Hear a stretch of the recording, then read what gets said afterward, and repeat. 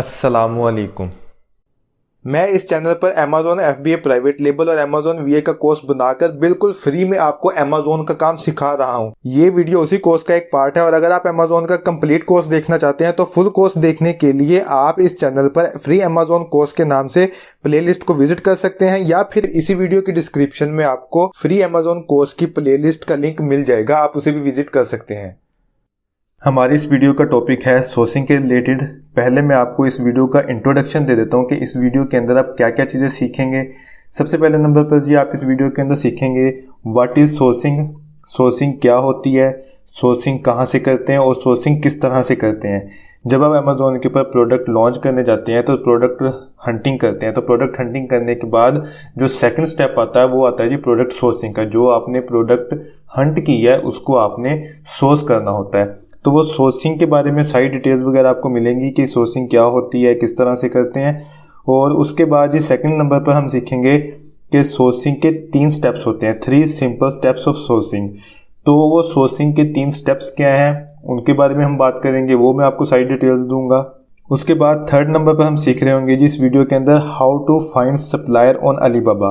Alibaba के ऊपर आपने किस तरह से सप्लायर फाइंड करना है, कंप्लीट क्राइटेरिया जो है अलीबाबा के ऊपर सप्लायर फाइंड करने का वो मैं कंप्लीट क्राइटेरिया आपको दूंगा। और उसी के साथ साथ जो 4th स्टेप है उसके अंदर हम बात करेंगे हाउ टू निगोशिएट प्राइस।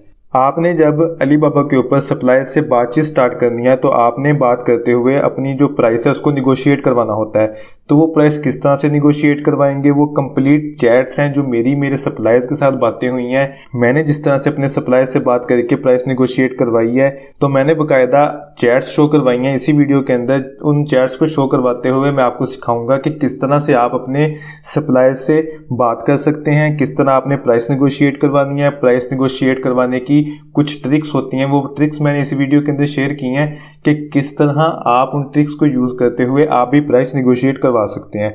हर चीज़ जो है वो प्रैक्टिकल होगी और मैंने प्रैक्टिकली सारी चीज़ें डिटेल्स जो हैं वो इसी वीडियो के अंदर शो करवाई हैं और आप सारी डिटेल्स चेक करते हुए इस वीडियो के अंदर सीख रहे होंगे और सारी डिटेल्स जो हैं इस वीडियो के अंदर देख रहे होंगे। उसके बाद जी नेक्स्ट स्टेप जो है वो है जी 5th नंबर पर हम देखेंगे how to order sample and final 1 supplier. आपने जिन सप्लायर के साथ बातें की हैं आपने उनके साथ जो सैंपल है वो किस तरह से ऑर्डर करना है और उसके बाद आपने किस तरह से एक सप्लायर को फाइनल करना है।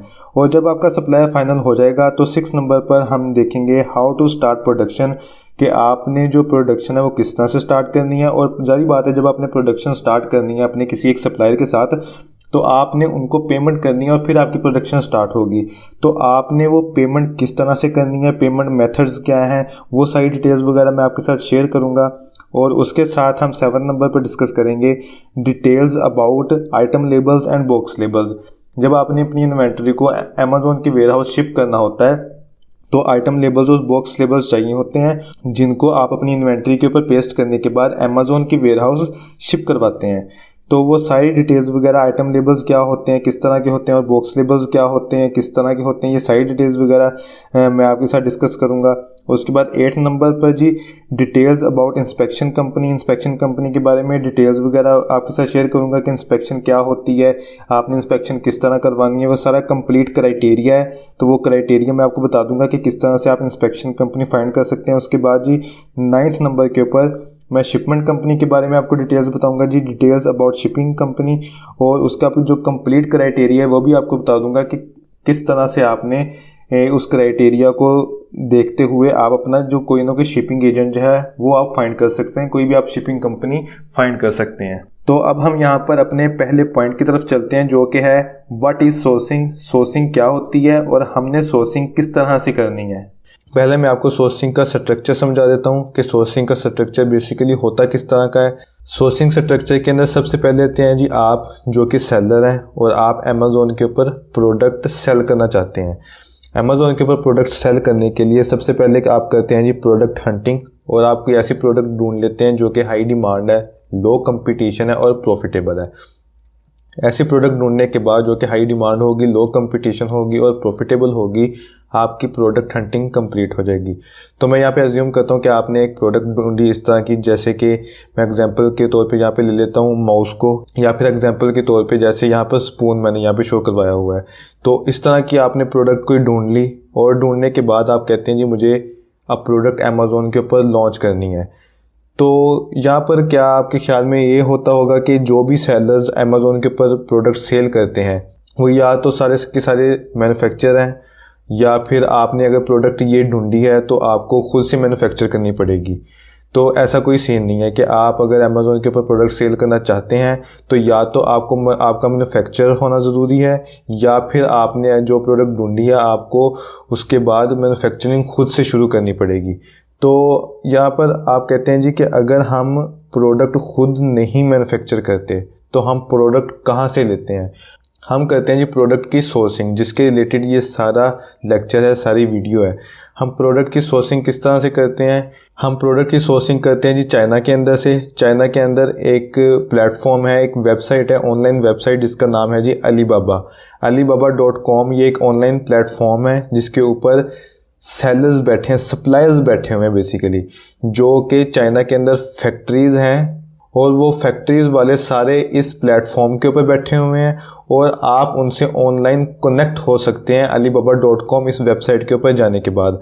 हम क्या करते हैं जी, हम ये alibaba.com के ऊपर जाते हैं, अपना सप्लायर ढूंढते हैं। सप्लायर ढूंढने के बाद अपनी जो भी प्रोडक्ट होती है, जो भी हमने प्रोडक्ट यहाँ पे हंट की होती है, हम उस प्रोडक्ट की मैन्युफैक्चरिंग करवाते हैं, और उस प्रोडक्ट की मैन्युफैक्चरिंग करवाने के बाद हम चाइना से अपने प्रोडक्ट को शिप कर देते हैं जी अमेज़ोन के वेयर हाउस, और इस प्रोसेस को प्रोडक्ट सोर्सिंग कहते हैं। चाइना से प्रोडक्ट को मैन्युफैक्चर करवाना, और मैन्युफैक्चर करवाने के बाद अपने प्रोडक्ट को शिप कर देना अमेज़ोन के वेयर हाउस, इसको हम सोर्सिंग कहते हैं। तो सोर्सिंग करने के जी 3 सिंपल और इजी स्टेप्स हैं, जो भी मैंने आपको यहाँ पे प्रोसेस बताया कि चाइना के अंदर से हम अपनी प्रोडक्ट की प्रोडक्शन करवाते हैं, और प्रोडक्शन करवाने के बाद अमेज़ोन के वेयर हाउस अपने प्रोडक्ट को शिप करवा देते हैं, उसको सोर्सिंग कहते हैं। तो इस सोर्सिंग के सिंपल 3 स्टेप्स हैं जी, जो कि सबसे पहला स्टेप है जी प्रोडक्शन का। हम चाइना के अंदर से अपनी प्रोडक्ट की प्रोडक्शन करवाते हैं, और उसके बाद जब हमारी प्रोडक्ट की प्रोडक्शन जो है वो कंप्लीट हो जाती है, उसके बाद हम इंस्पेक्शन करवाते हैं, और इंस्पेक्शन करवाने के बाद जब हमारी इंस्पेक्शन पास हो जाती है तो फिर हम अपने प्रोडक्ट की शिपमेंट की तरफ जाते हैं, और हमारा जो शिपिंग एजेंट होता है हमारी प्रोडक्ट को चाइना से उठाता है और हमारे यूएसए या यूके के वेयर हाउस में पहुंचा देता है, जहां पे भी हम जिस भी मार्केट प्लेस के अंदर हम काम कर रहे होते हैं, चाहे यूएसए की मार्केट प्लेस के अंदर काम कर रहे हैं, यूके या जो जिस भी कंट्री के अंदर हम काम कर रहे हैं, जहाँ पर भी हम कहेंगे हमारा शिपिंग एजेंट वहाँ पर हमारी प्रोडक्ट को अमेज़ोन के वेयर हाउस के अंदर पहुँचा देगा। तो यहाँ पर आपके ज़हन में बहुत से क्वेश्चन आ रहे होंगे कि how to find supplier Alibaba पे सप्लायर किस तरह फाइंड करना है, सप्लायर्स के साथ कम्युनिकेशन किस तरह करनी है, उन सप्लाई को फाइनल कैसे करना है, प्रोडक्शन कैसे करवानी है, या इंस्पेक्शन क्या होती है, इंस्पेक्शन क्यों इम्पोर्टेंट है, इंस्पेक्शन कंपनी किस तरह से ढूंढनी है, how to do inspection, inspection किस तरह होगी, शिपिंग एजेंट किस तरह फाइंड करना है, या उसके अलावा अमेज़ोन की वेयर हाउस इन्वेंट्री जो है वो किस तरह पहुंचेगी चाइना से शिपिंग एजेंट के थ्रू। तो ये जितने भी क्वेश्चंस हैं, इन्हीं क्वेश्चंस के रिलेटेड ये पूरा टॉपिक है, पूरी ये वीडियो है।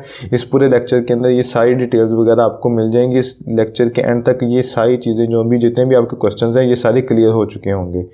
तो हम यहाँ पे देख लेते हैं जी how to do sourcing, sourcing किस तरह करनी है। सोर्सिंग करने के अंदर सबसे पहला पार्ट आता है ये प्रोडक्शन का। हम देख लेते हैं ये प्रोडक्शन किस तरह से होगी। तो इस प्रोडक्शन के पार्ट के अंदर हर चीज़ जो भी होगी प्रैक्टिकली सिखाऊंगा, प्रोडक्शन भी, इंस्पेक्शन भी और शिपमेंट भी। बाकायदा प्रोडक्शन हम चाइना के अंदर से सप्लायर्स वगैरह ढूंढते हैं, सप्लायर से बातचीत किस तरह करनी है। मैंने बाकायदा चैट्स शो करवाई हुई हैं अपने इस पूरी वीडियो के अंदर। जो भी मैंने अपने सप्लायर्स के साथ बातचीत की हुई है, मैंने चैट्स शो करवा के आपको सिखाया हुआ है कि आप किस तरह से प्रोडक्शन करवा सकते हैं, और सारा चीज़ें आपको प्रैक्टिकली मिलेंगी। तो मैं 1 बाय 1 आपको सिखाता हूँ। तो सबसे पहले हम अपने प्रोडक्शन वाले पार्ट की तरफ चलते हैं जी।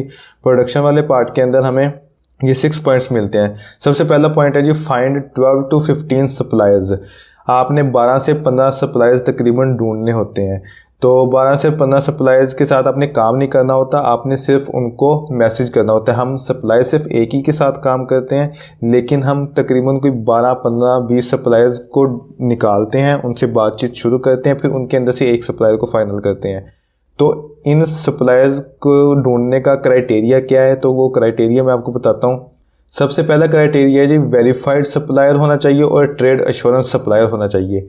तो वेरीफाइड सप्लायर और ट्रेड एश्योरेंस सप्लायर का आपको किस तरह पता चलता है, तो मैं आपको ये अलीबाबा की वेबसाइट के ऊपर लेके चलता हूँ और वहाँ पर जाके आपको सिखाता हूँ कि ये किस तरह से आपने सारी चीज़ें देखनी होती हैं। इससे अलावा जो मज़ीद ये चीज़ें ये भी सारी मैं आपको 1 बाय 1 सिखाऊंगा अलीबाबा की वेबसाइट के ऊपर।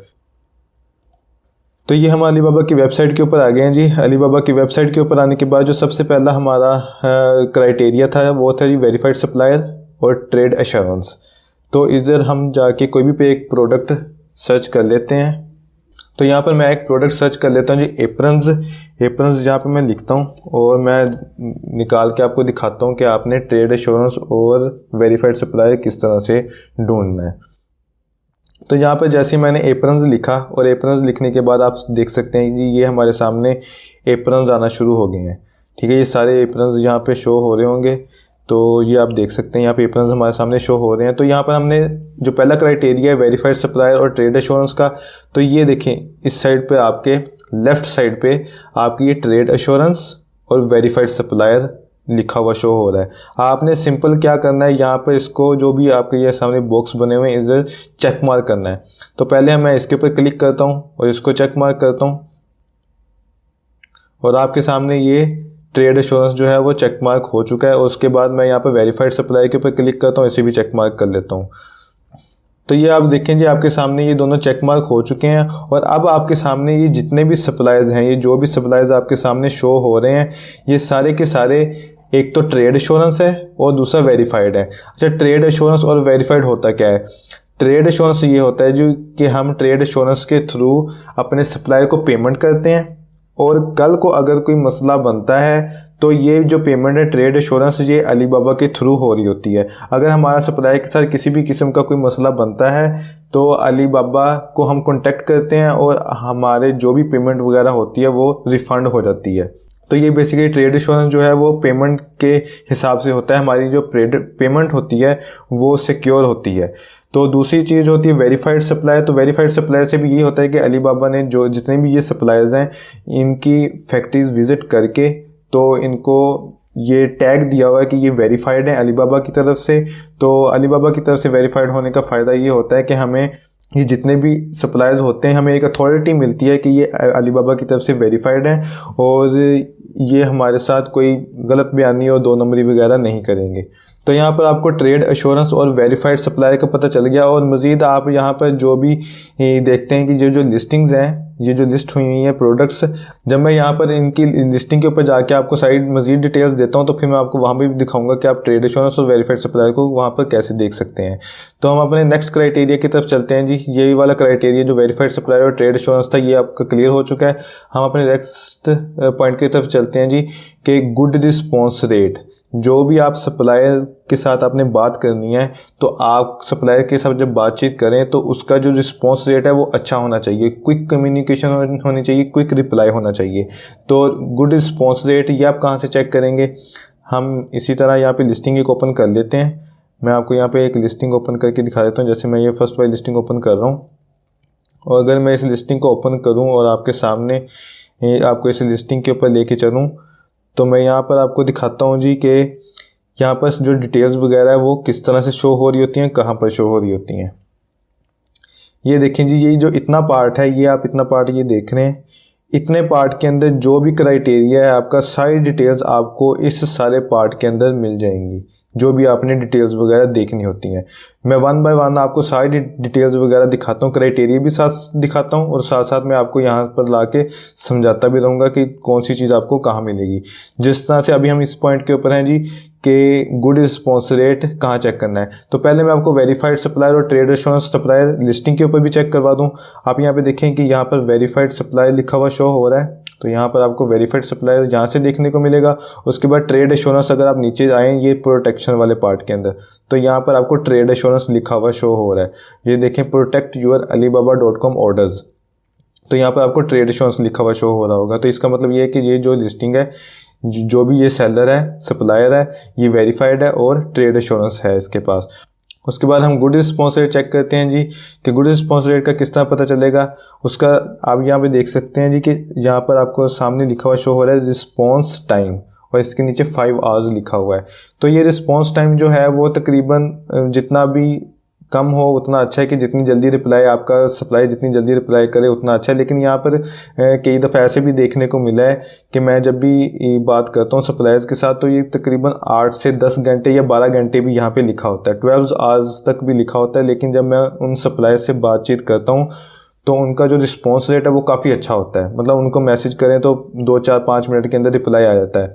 तो इस तरह अगर आप कोई 10-12 घंटे का भी यहाँ पर लिखा हो तो फिर आप उनसे भी मैसेज कर लें, सप्लाई के साथ मैसेज पर बात करके देख लें। अगर आप बात करने के बाद आपको लगे कि हाँ जी इसका सप्लायर का जो रिस्पॉन्स रेट है मतलब उसका जो रिप्लाई है वो जल्दी आता है तो ठीक है। अगर रिप्लाई लेट आए तो फिर आप उसको रिजेक्ट कर सकते हैं।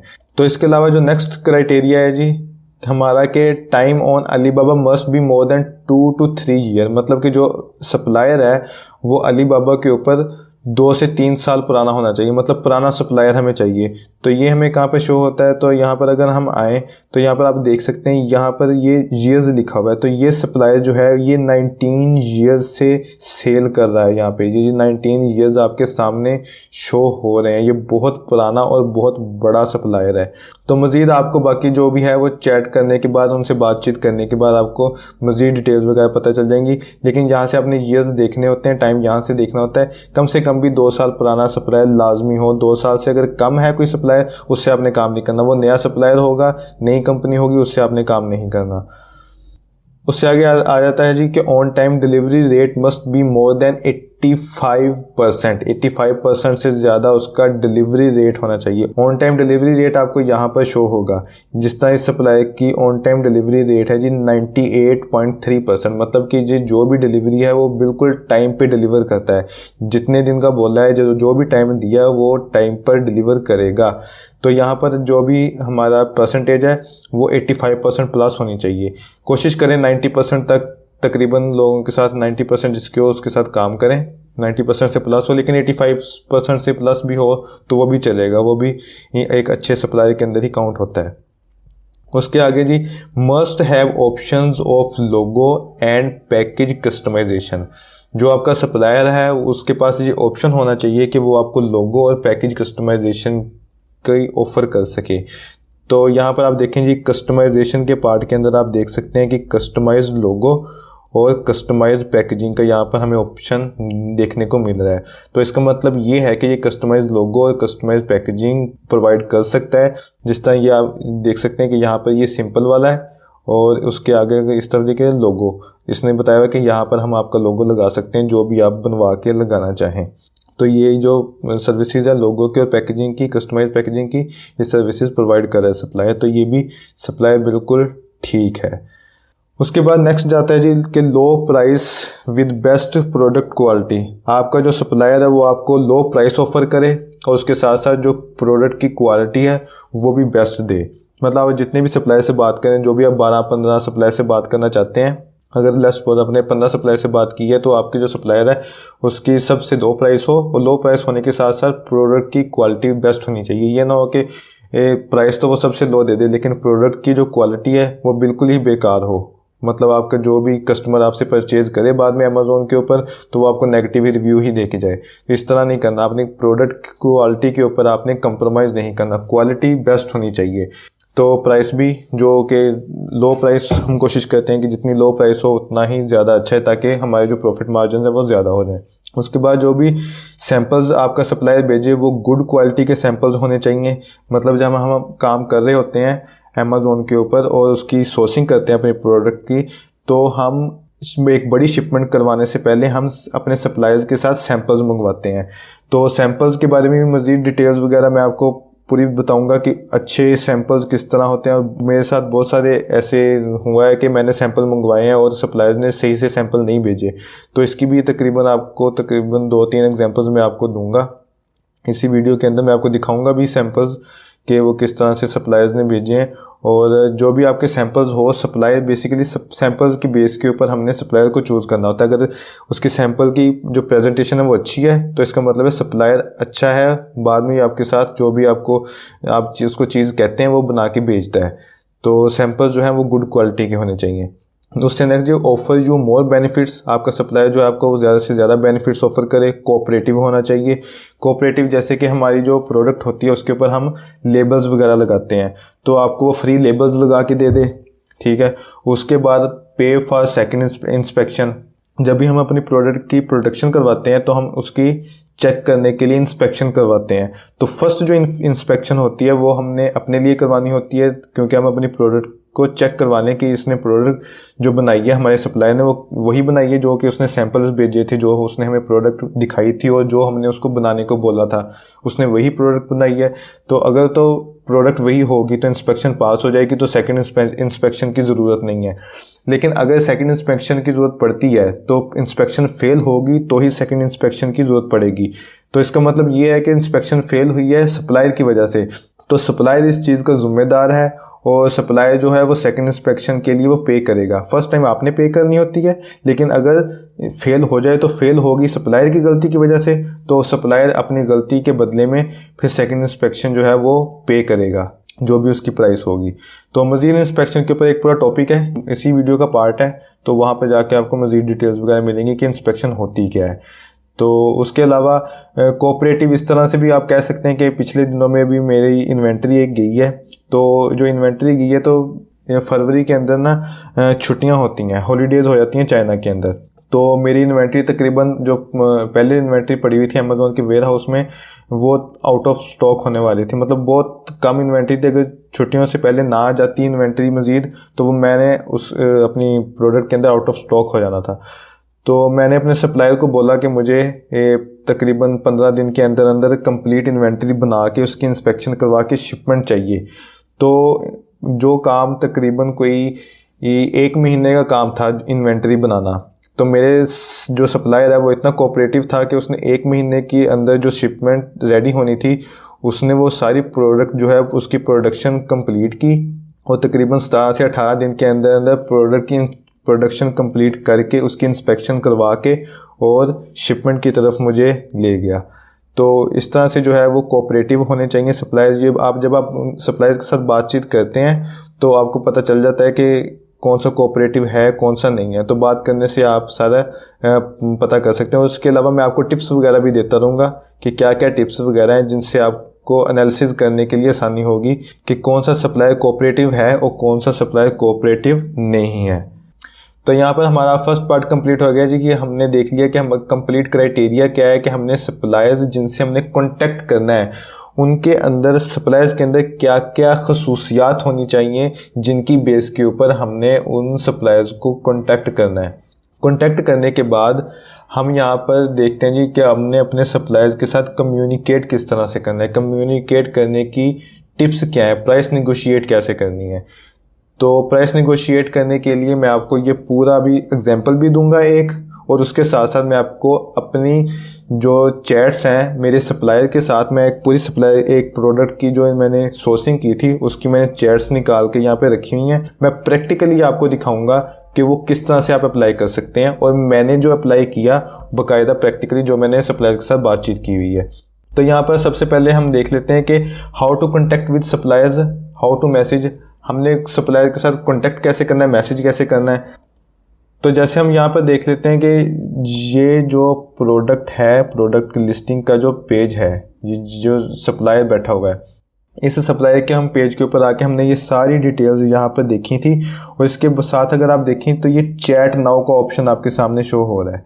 तो ये सिंपल यहाँ पर आप सप्लायर की लिस्टिंग के ऊपर आएँ, इस लिस्टिंग के ऊपर आने के बाद यहाँ पर चैट नाउ के ऑप्शन के ऊपर क्लिक करें, और जैसे ही आप इसके ऑप्शन पे क्लिक करेंगे तो ये आपके सामने एक टैब ओपन होगा और ये आपको मैसेंजर के अंदर ले जाएगा, और वहाँ पर आपको जाके सिंपली अपनी चैट स्टार्ट कर सकते हैं। जैसे आप अपने मोबाइल के ऊपर चैट करते हैं इसी तरह आपको ये अली बाबा का मैसेंजर अलहदा से ओपन हो जाएगा, तो वहाँ पर जाके आप अपने सप्लायर से चैट शुरू कर सकते हैं। तो उसके बाद जो है जी प्राइस नेगोशिएट करने की जो टिप्स हैं ट्रिक्स हैं वो क्या हैं। तो यहाँ पर मैं आपको एक एग्जांपल देता हूँ, और एग्जांपल क्या है जी कि यहाँ पर हम एज्यूम करते हैं कि हमने 5 सप्लायर्स के साथ कांटेक्ट कर लिया है, और 5 सप्लायर के साथ कांटेक्ट करने के बाद हमने उसे बोला है जी कि हमारी ये प्रोडक्ट है और हमें इसकी प्राइस चाहिए। तो वैसे तो जैसे मैंने आपको बताया था कि आपने 12 से 15 सप्लायर्स को मैसेज करना है, लेकिन यहाँ पे मैं आपको एग्जांपल दे रहा हूँ कि हमने 5 सप्लायर के साथ कांटेक्ट किया। जैसे मैं आपको ये 5 सप्लायर्स के साथ कांटेक्ट करना बताऊंगा, इसी यही तरीके से आप 10 हो, 12 हो, 15 हो, 20 सप्लायर्स हो, जितने भी सप्लायर्स हो, बिल्कुल ये सेम तरीके से आप उनके साथ ये ट्रिक कर सकते हैं। तो उन्होंने प्राइस दी जी, एक सप्लायर 1 ने प्राइस दी $5.9, सप्लायर 2 है उसने प्राइस दे दी $5.7, सप्लायर 3 ने 6.26, फिर उसके बाद 5.5, 5.8। हमने यहाँ पर देखना है जी कि सबसे लो प्राइस कौन से सप्लायर ने दी है। सबसे लो प्राइस यहाँ पर हमें सप्लायर नंबर 4 ने दी है, $5.50 की यहाँ पर हमें सप्लायर नंबर 4 ने सबसे लो प्राइस दी है। हम क्या करेंगे जी, हम यहाँ पर इसका स्क्रीनशॉट लेंगे, ये जो हमारी चैट है इस सप्लाई के साथ, सप्लाई नंबर 4 के साथ इसका स्क्रीनशॉट लेंगे। स्क्रीनशॉट लेने के बाद हमने इसका नेम वगैरह रिमूव कर देना है, उसको क्रॉप करके आप रिमूव कर दें। और क्रॉप करने के बाद, रिमूव करने के बाद यहाँ पर बस ये प्राइस वाला सेक्शन जो आपकी सप्लाई के साथ बात हुई है, इस सप्लाई नंबर 4 के साथ जो बात हुई होगी, आपने वो प्राइस वाला सेक्शन ये 5.5 जिसके अंदर शो हो रहा हो वो स्क्रीनशॉट लेना है और आपने इस सप्लायर 1, 2, 3 और 5 को इनको भेज देना है कि मुझे $5.5 की प्राइस मिल चुकी है और मैं आपसे प्रोडक्ट क्यों लूँ, जबकि आपकी जो प्राइस है वो काफ़ी ज़्यादा है। तो फिर जब आप ये स्क्रीनशॉट लेके $5.5 का स्क्रीनशॉट लेके इन सप्लायर्स को भेजेंगे तो ये क्या करेंगे जी, आपको प्राइस कम करेंगे। फिर कम किस तरह करेंगे, सप्लायर नंबर 1 आपको कहेगा जी चलें ठीक है मैं आपको $5.4 की प्राइस दे दूँगा। यहाँ पर आपने $5.5 का स्क्रीनशॉट भेजा तो उसने $5.4 आपको ऑफर कर दी। सप्लायर नंबर 2 कहेगा जी 5.25, सप्लायर नंबर 3 5.3 बोलेगा और इसने भी 5.3 कह दिया आपको कि ये प्राइसेस हैं, इनके ऊपर हम आपको दे सकते हैं। तो यहाँ पर नेक्स्ट पॉइंट आता है जी कि आपने फिर से देखना है कि सबसे लो प्राइस वाला जो सप्लायर है वो कौन सा है। तो यहाँ पर सबसे लो प्राइस वाला सप्लायर है सप्लायर नंबर 2 जिसकी प्राइस है जी 5.25। सेम उसी तरह आपने करना है, इसका स्क्रीनशॉट लिया और लेके सप्लायर नंबर 1, 3, 4, 5 को भेज दिया। जब आप इसको स्क्रीनशॉट को भेजेंगे फिर वही प्रोसेस होगा कि ये फिर से अपनी प्राइसेस कम करेंगे। तो प्राइसेस कम करने पे आप देखते हैं जी सप्लायर नंबर 1 ने मजीद प्राइस कम की 5.1, सप्लायर नंबर 2 ने तो पहले ही आपको दी थी, इसका आपने स्क्रीनशॉट लेके भेजा हुआ था। सप्लायर नंबर 3 ने कह दिया जी कि नहीं मैं 5.3 से कम आपको दे ही नहीं सकता। ऐसे भी सप्लायर होते हैं जो कि सीधा सीधा बोल देते हैं। तो इस तरह का सप्लायर भी मेरे पास एक स्क्रीनशॉट है, तो मैं वो भी आपको दिखाऊंगा। जब मैं बात कर रहा था तो इस तरह भी लोग बोलते हैं और इस तरह ये आम है। जो भी मतलब सप्लायर होगा वो आपको कह देगा सिंपली स्ट्रेट फॉरवर्ड कि मैं 5.3 से कम आपको नहीं दे सकता। तो नहीं दे सकते तो आप फिर उसको कैंसिल करें, रिजेक्ट करें। बहुत से सप्लायर्स होते हैं जिनसे आप बातचीत करके प्राइस कम करवा सकते हैं। जिस तरह ये आपके सामने मैं शो करवा रहा हूँ कि सप्लायर नंबर 4 ने नई प्राइस दे दी और सप्लायर नंबर 5 ने भी। तो इसी तरह फिर से आपने वही ट्रिक करनी है। सबसे लो प्राइस किसकी शो हो रही है, सबसे लो प्राइस आपको देखने को मिल रही है यहाँ पर $4.8। आपने इस $4.8 वाले का स्क्रीनशॉट लेना है और बाकी सप्लायर्स 4, 2, 1 इन सबको भेज देना है। तो इस तरह से काम चलता रहेगा, होता रहेगा और करते करते आप इस तरह करते रहेंगे। एंड पे जाके आपके जो एक सप्लायर है जो आपके पास बचेगा, जो आपको सबसे लो प्राइस देगा, ये भी सप्लायर रिजेक्ट हो गया, ये भी और ये भी सारे सप्लायर निकल गए। एक सप्लायर बचा जिसने एंड पे हमें प्राइस ऑफर की $4.2 निगोशिएट करने के बाद। वो उसने $5.5 से स्टार्ट हुआ और $4.2 पे हमारे साथ प्राइस फाइनल कर दी और ये तकरीबन 23.6% की निगोशिएट बनती है। तो अलीबाबा के ऊपर तकरीबन 15%, 17% तक निगोशिएट जो है वो आम है। इतनी प्राइस तो आप निगोशिएट आराम से कर सकते हैं। जैसे ही आपको प्राइस मिले, जैसे 5.5 मिली, जैसे आपको प्राइस मिले तो आप एज्यूम कर सकते हैं कि 15% तक जो प्राइस है निगोशिएट वो तो आसानी से हो जाएगी।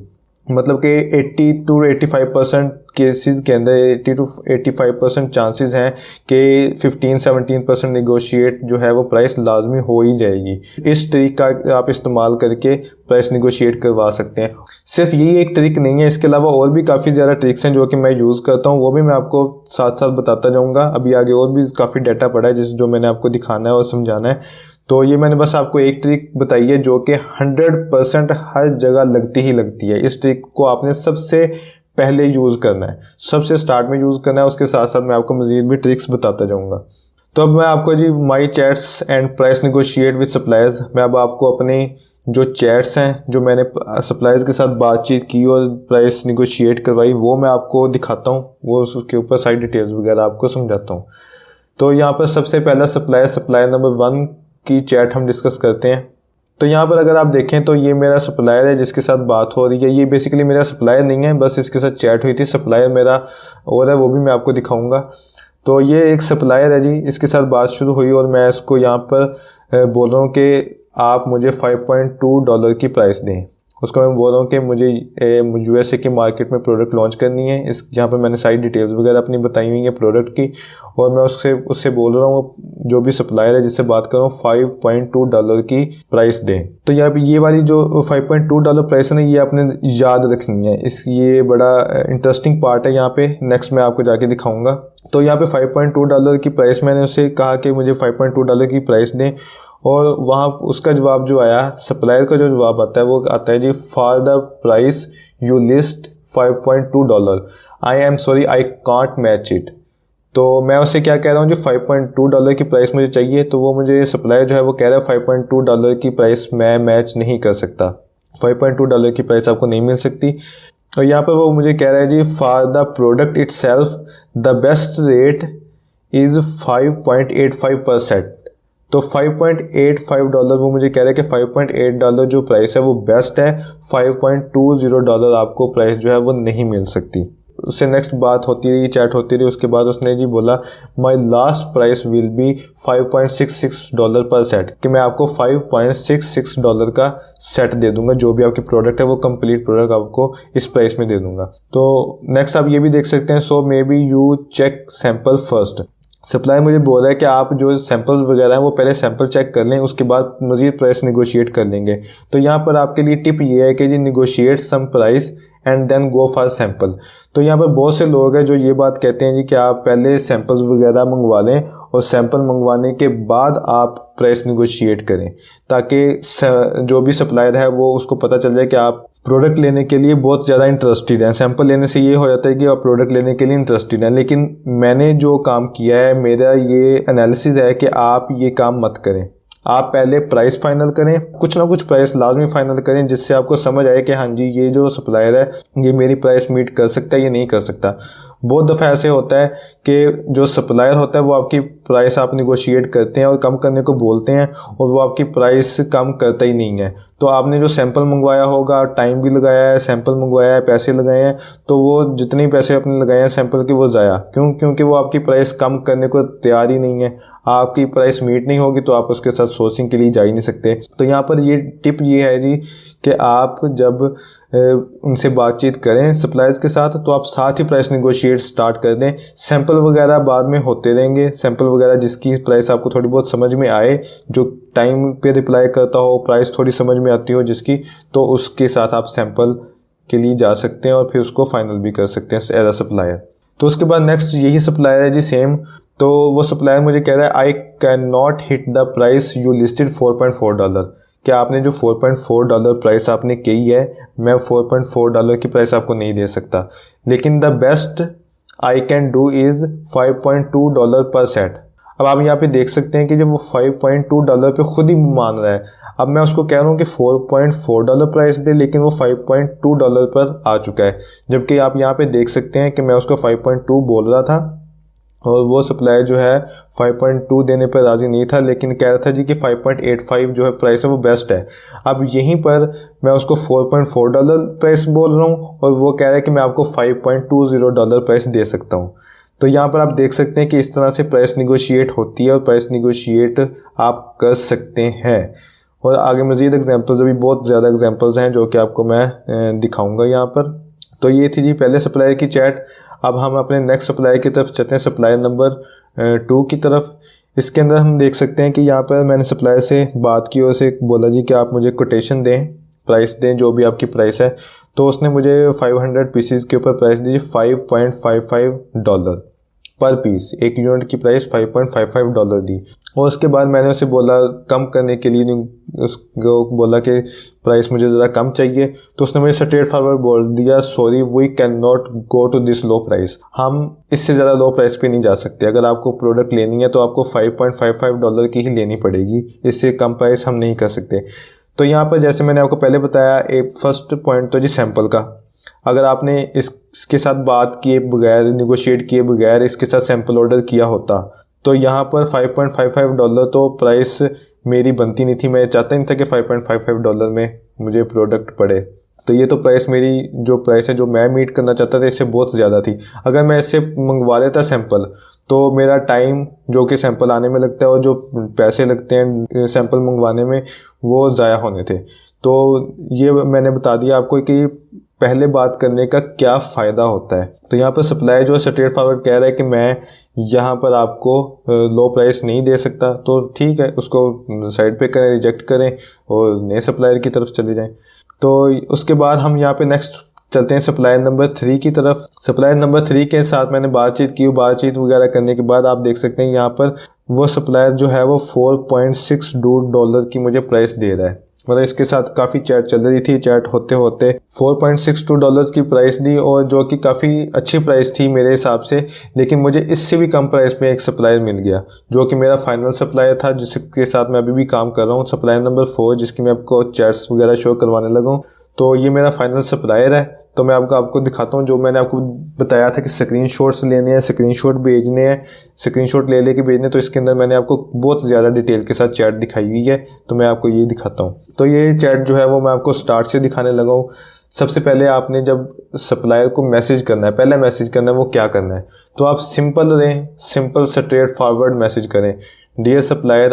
उसके बाद आप सिंपल अपनी जो भी प्रोडक्ट है, जो भी आपकी रिक्वायरमेंट है, वो प्रोडक्ट का नेम लिखें, साइड डिटेल्स वगैरह दें और कंप्लीट डिटेल्स देनी है। यहाँ पे आपने जो भी आप प्रोडक्ट चाहते हैं उसकी 100% कंप्लीट डिटेल्स लिखें। सब कंप्लीट डिटेल्स लिखने के बाद आप उस सप्लायर को भी बोलें कि मुझे अपनी जो प्रोडक्ट है आपके पास, उसकी मुझे पिक्चर्स, उसकी पैकेजिंग की पिक्चर्स और उसकी प्राइस वगैरह मुझे शेयर करें मेरे साथ। और उसके साथ आप अपनी प्रोडक्ट की पिक्चर भेज दें। और प्रोडक्ट की पिक्चर के भेजने के बाद मैंने आप यहाँ पे देखें कि check this is the complete product, ये मैंने कंप्लीट प्रोडक्ट आपको भेज दी है। ये मैंने आपको हिडन की हुई है ये आपके सामने। ज़्यादा बात है, मैं प्रोडक्ट तो आपके सामने ये शो नहीं करवा सकता। तो ये मैंने आपको एग्जांपल के तौर पे बता दिया कि ऐसे आपने काम करना है। तो यहाँ पर जब आप उनसे प्राइस लेंगे तो प्राइस लेने का तरीका क्या है, तो साथ ही आप ये देखें कि इसके नीचे आप ये वाला मैसेज आता है कि आप 0 to 500 यूनिट्स, 501 to 1000, 1001 to 5000 और 5000 एंड मोर, इतने सारे यूनिट्स की कोटेशन आपने लेनी है। और साथ में लिख दे share price with me on all these quantities, इन सारी क्वांटिटीज़ के ऊपर आप मेरे साथ प्राइस शेयर करें। तो ये सारी प्राइसेस लेने का फ़ायदा क्या है हमें, अगर आप कह सकते हैं यहाँ पे 500 यूनिट चाहिए तो हम 500 की प्राइस ले लेते हैं, या 1000 यूनिट चाहिए तो 1000 यूनिट की प्राइस ले लेते हैं। तो इतनी ज़्यादा क्वांटिटी के अंदर प्राइस लेने का फ़ायदा क्या है। तो इधर मैं आपको भी आगे मैसेजेस आएंगे जिसके अंदर मैं आपको ये सारी डिटेल बताऊंगा कि इतनी ज़्यादा क्वांटिटी के अंदर हमें प्राइस लेने का फ़ायदा क्या होता है। तो ये देखें, ये नेक्स्ट ही स्क्रीनशॉट है इसका। यहाँ पर जब मैंने बात की, मैंने ये बोला सप्लायर को ये डिटेल्स वगैरह मुझे दें, तो सप्लायर का नेक्स्ट रिप्लाई आया और उस रिप्लाई के अंदर उसने 500 पीसीज के ऊपर मुझे प्राइस दे दीजिए 5.73, 1000 पीसीज के ऊपर उसने प्राइस दी 5.56, 5000 के ऊपर 5.4 और 5000 प्लस के ऊपर 5.24। अब ये प्राइसेस लेने का फ़ायदा ये है जी कि मैं यहाँ पे देख सकता हूँ कि मुझे तो 500 पीसीज चाहिए या मैक्सिमम 1000 पीसीज चाहिए। लेट्स सपोज मुझे 500 पीसीज के ऊपर बात करनी है, 500 पीसीज चाहिए, तो 500 पीसीज के ऊपर ये मुझे 5.73 प्राइस दे रहा है, जबकि ये 5000 पीसीज के ऊपर भी प्राइस लो करके 5.24 मुझे प्राइस दे रहा है। तो इसका मतलब ये है कि अगर ये 5000 पीसीज पे मुझे 5.24 प्राइस दे रहा है तो इसका मतलब ये है कि 5.24 के ऊपर भी इसे प्रॉफिट हो रहा है, जिसकी वजह से मुझे ये प्राइस दे रहा है।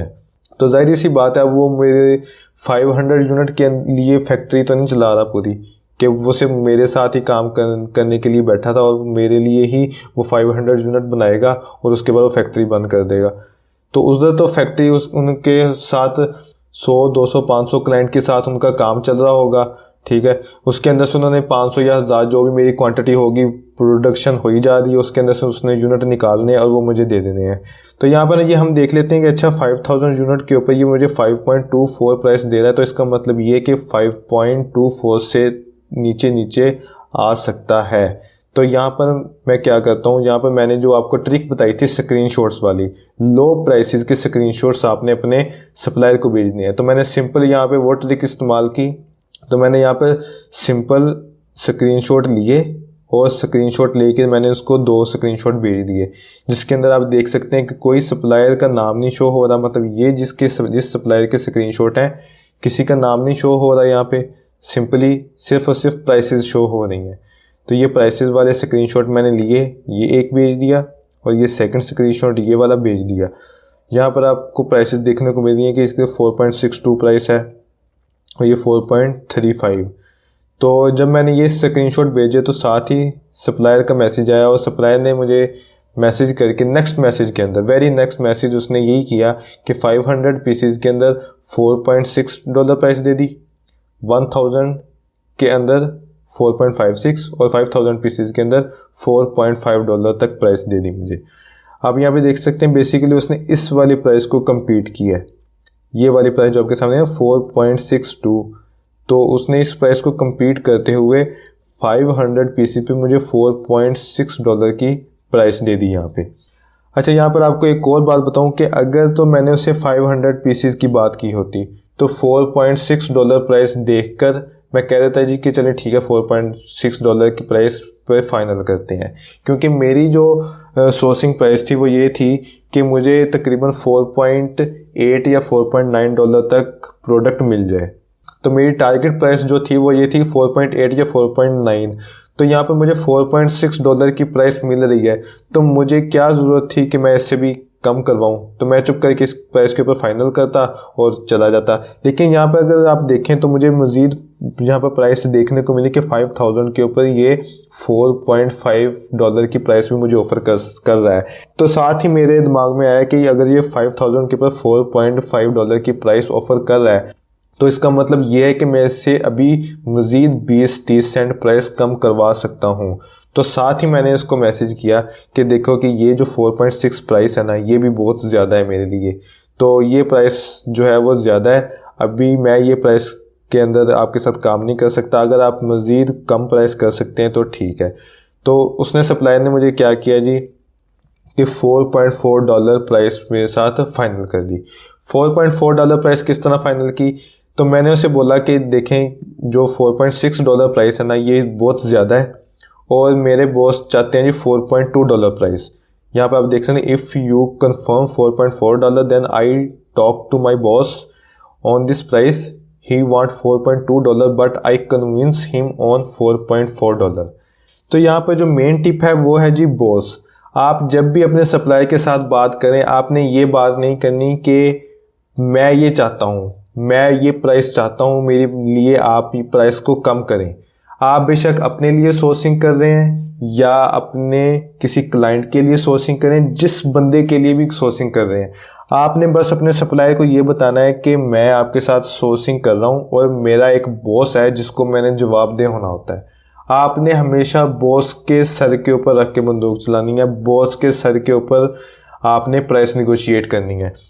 जैसे कि मैं आपको एक एग्जांपल के तौर पे यहाँ पे दे देता हूँ कि मैं 2 सिनेरियो लेके चलता हूँ। पहला सिनेरियो ये है कि जी यहाँ पर मुझे $4.6 प्राइस दे रहा है और मैं अगर डायरेक्टली बात कर रहा होता अपने सप्लायर के साथ तो $4.6 मुझे ये प्राइस दे रहा है सप्लायर और मैं उसको कहता नहीं मुझे $4.6 प्राइस ज़्यादा है, मुझे नहीं पता, किसी भी तरीके से $4.4 प्राइस करके दो या $4.2 प्राइस करके दो, $4.6 बहुत ज़्यादा प्राइस है। तो ये जो डायरेक्टली कनेक्शन है ना, जो डायरेक्टली कन्वर्सेशन हो रही है कि वो सप्लायर 4.6 पे फंसा हुआ है, 4.6 से नीचे आने के लिए रेडी नहीं है और आप उसको खींच के लेके आ रहे हैं कि मुझे $4.4 प्राइस दें या $4.2 प्राइस दें। ये तो हो गया जी एक डायरेक्ट कन्वर्सेशन। दूसरी कन्वर्सेशन करने का क्या तरीका, जो कि टिप है, जो कि मैंने आपको बॉस की टिप दी है, उसके अंदर क्या होगा, आप कहेंगे जी कि $4.6 जो प्राइस है ये बहुत ज़्यादा प्राइस है, मैं एक वर्कर हूँ और मेरा एक अदद बॉस है, जिसके मैंने जवाबदेह होना होता है, और वो बॉस किसी भी सूरत $4.2 से ऊपर जाने को तैयार ही नहीं है, मान ही नहीं रहा। मैं एक मजबूर और लाचार बंदा हूँ और मैं बॉस के हाथों पिस रहा हूँ। एक तरफ आप हैं सप्लायर, ठीक है, सप्लायर को कहें कि एक तरफ आप हैं नहीं जो कि प्राइस कम करने को तैयार नहीं है, $4.6 पे आप बैठे हुए हैं, और दूसरी तरफ मेरा बॉस है जो कि $4.2 से ऊपर 1 सेंट देने के लिए रेडी नहीं है। तो अब आप ये करें कि काइंडली आप कुछ मेरे साथ कोऑपरेट करें और कुछ मैं आपके साथ कोऑपरेट करने की कोशिश करता हूँ।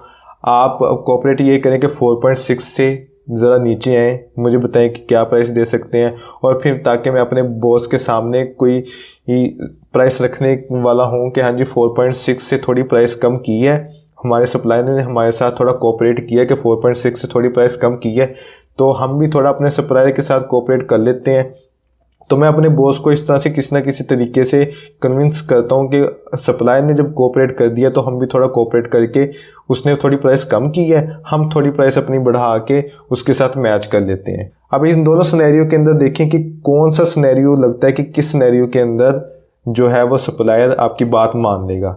जाहिर सी बात है सेकंड सिनेरियो जो कि मैंने आपके सामने यहाँ पे यूज़ भी किया कि मैंने सप्लायर को बोला कि $4.2 मेरा बॉस प्राइस चाहता है। अगर आप किसी तरीके से 4.6 से $4.40 पे आ जाते हैं तो मैं भी उसको कुछ ना कुछ करके बॉस को मना के 4.2 से $4.4 तक ले जाऊंगा।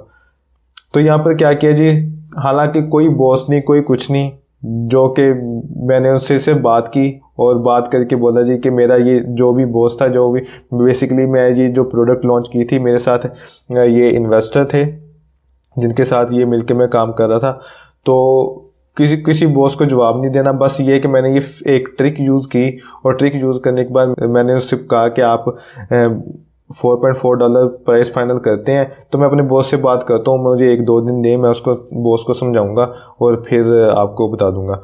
तो उन्होंने साथ ही कर दिया जी ओके, $4.4 प्राइस हम फाइनल करते हैं, बट वी कांट 4.2 पर set for you, so sorry for that. तो यहाँ पर इसने $4.2 प्राइस पर बोल दिया था कि मैं $4.2 नहीं कर सकता, ये सप्लायर ने ये बोल दिया था। अगर ये सप्लायर ने यहाँ नहीं बोला होता तो मैं 4.4 से फिर उसको नीचे लाने की कोशिश करता। तो यहाँ पर उसने जब सीधा सीधा बोल दिया तो मैंने यहाँ पर ब्रेक लगा दी, और यहाँ पर उसने आप देख सकते हैं कि जी 4.6 से सीधा $4.4 पे प्राइस जो है वो फाइनल कर दी यहाँ पे।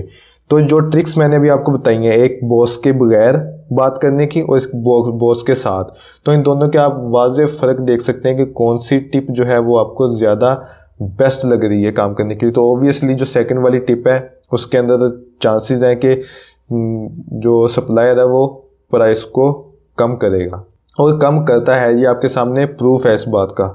अब आती है जी वैल्यू एडिशन। मैंने अपनी प्रोडक्ट के अंदर जो वैल्यू एडिशन करवाई थी, और जो $4.4 की प्राइस तो यहाँ पे फाइनल हो चुकी थी। $4.4 प्राइस फाइनल होने के बाद मैंने एक प्रोडक्ट की वैल्यू एडिशन करवाई। वैल्यू एडिशन के ऊपर बहुत डिटेल के साथ ये डाटा बना पड़ा है, एडवांस लेवल का जो कोर्स है। तो वैल्यू एडिशन किस तरह से होती है, क्यों करनी होती है, इसका फ़ायदा क्या होता है, इसके बहुत ज़्यादा बेनिफिट्स हैं। वैल्यू एडिशन करने के बहुत ज़्यादा बेनिफिट्स हैं। तो ये किस तरह से होती है, ये एडवांस लेवल के अंदर आपको बहुत ज़्यादा डिटेल के साथ चीज़ें मिलेंगी इसके ऊपर। तो सिंपली मैं यहाँ पर आपको अपना जो जर्नी है वो बताना चाह रहा हूँ कि जब मैंने वैल्यू एडिशन करवाई तो $4.4 की प्राइस यहाँ पे फाइनल हो गई थी, और $4.4 प्राइस फाइनल होने के बाद मैंने एक छोटी सी प्रोडक्ट थी जो कि ऐड करवाई वैल्यू एडिशन के तौर पे, जो कि मेरे कंपेटिटर्स नहीं कर रहे थे, और मैंने एक प्रोडक्ट छोटी सी वो ऐड करवाई जिसकी मुझे प्राइस दे रहा है $0.5। सप्लायर ने मुझे बोला कि $0.5 में आपको वो जो छोटी प्रोडक्ट ऐड करवाई है उसके चार्ज करूँगा। तो यहाँ पर निगोशिएट तो फिर बनता है, जैसे ये 4.4 तक निगोशिएट करवा के लेके आए हैं, तो ये तो भी पहली प्राइस दी है, इसके ऊपर निगोशिएट क्यों नहीं होगा। तो इसको निगोशिएट कितना करवाया जी, $0.50 की प्राइस जहाँ पर दे रहा था, तो इसको निगोशिएट करवा के 0.35 के ऊपर मैं लेके आया। जिस तरह आप यहाँ पे देख सकते हैं $4.4 प्लस 0.5 $4.9 बनते हैं, जबकि जो सप्लायर है उसने फाइनल किया 4.75, मतलब कि 4.4 प्लस 0.35 4.75 के अंदर फाइनल किया। ये 0.50 जो प्राइस दे रहा था उसको मैंने कम करवा के 0.35 के अंदर फाइनल किया। तो यहाँ पे हम देख लेते हैं जी कि हाउ मच निगोशिएट, कितना मैंने निगोशिएट करवाया अपने सप्लायर से। तो यहाँ पे आप देखें जो सबसे पहला मैसेज आया था सप्लायर का 500 पीसेज के ऊपर, वो था जी $5.73 का, और जो $4.5 के ऊपर जो प्राइस है वो फाइनल हुई है। और जो निगोशिएट बनता है कि 5.73 में से 4.4 निकालें तो $1.33, ये तकरीबन कोई $23.22 का निगोशिएट बनता है। और उसके अलावा अगर आप यहाँ पे देखें कि ये $0.5 प्राइस दी थी, जो मैंने आपको बताया वैल्यू एडिशन के तौर पे जो स्मॉल प्रोडक्ट ऐड करवाई, वो वैल्यू एडिशन के तौर पे जो प्रोडक्ट ऐड करवाई, तो उसके सप्लायर ने $0.50 प्राइस बोली, लेकिन मैंने उसके साथ फाइनल की $0.35। तो इसके अंदर कितने % का निगोशिएट बनता है जी कि 0.50 में से $0.35 माइनस किए तो ये तकरीबन 30% का निगोशिएट बनता है। तो यहाँ पे आप देख सकते हैं जी, मैंने जैसे आपको पहले बताया था कि 15 to 17% आप आसानी से निगोशिएट कर सकते हैं, 20% तक भी। तो ये आपके सामने 23% तक का निगोशिएट आपके सामने ये शो हो रहा है, जो कि मैंने अपनी प्रोडक्ट के अंदर करवाया, जो मैं आपको सारा डाटा आपके सामने यहाँ पर शो करवा रहा हूँ एक प्रोडक्ट का।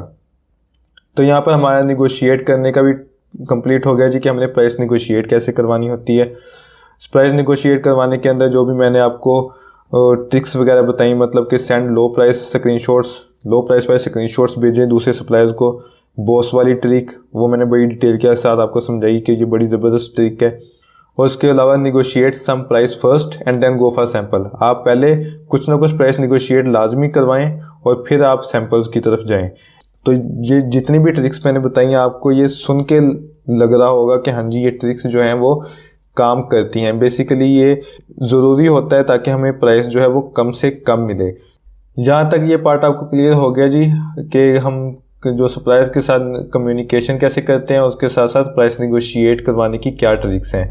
उससे नेक्स्ट पार्ट है जी सैम्पल्स ऑर्डर्स करने का, जो हम प्राइस निगोशिएट करवा लेते हैं। उसके बाद जो थर्ड नंबर पे पार्ट आता है वो है जी ये सैम्पल्स ऑर्डर करने का। हम 4 से 5 सप्लायर्स के साथ तकरीबन सैम्पल्स ऑर्डर करते हैं। सैम्पल ऑर्डर किस तरह करते हैं जी, जिस तरह मैंने ये आपको प्राइसेस बताई थी, मैं तकरीबन कोई अच्छे खासे सप्लायर्स के साथ कांटेक्ट किया, उसके अंदर से ये 5-6 सप्लायर्स के साथ ये $4.2, 4.4, 4.6, 5.2, 5.5 इस तरह की मुझे प्राइसेस मिल रही थी।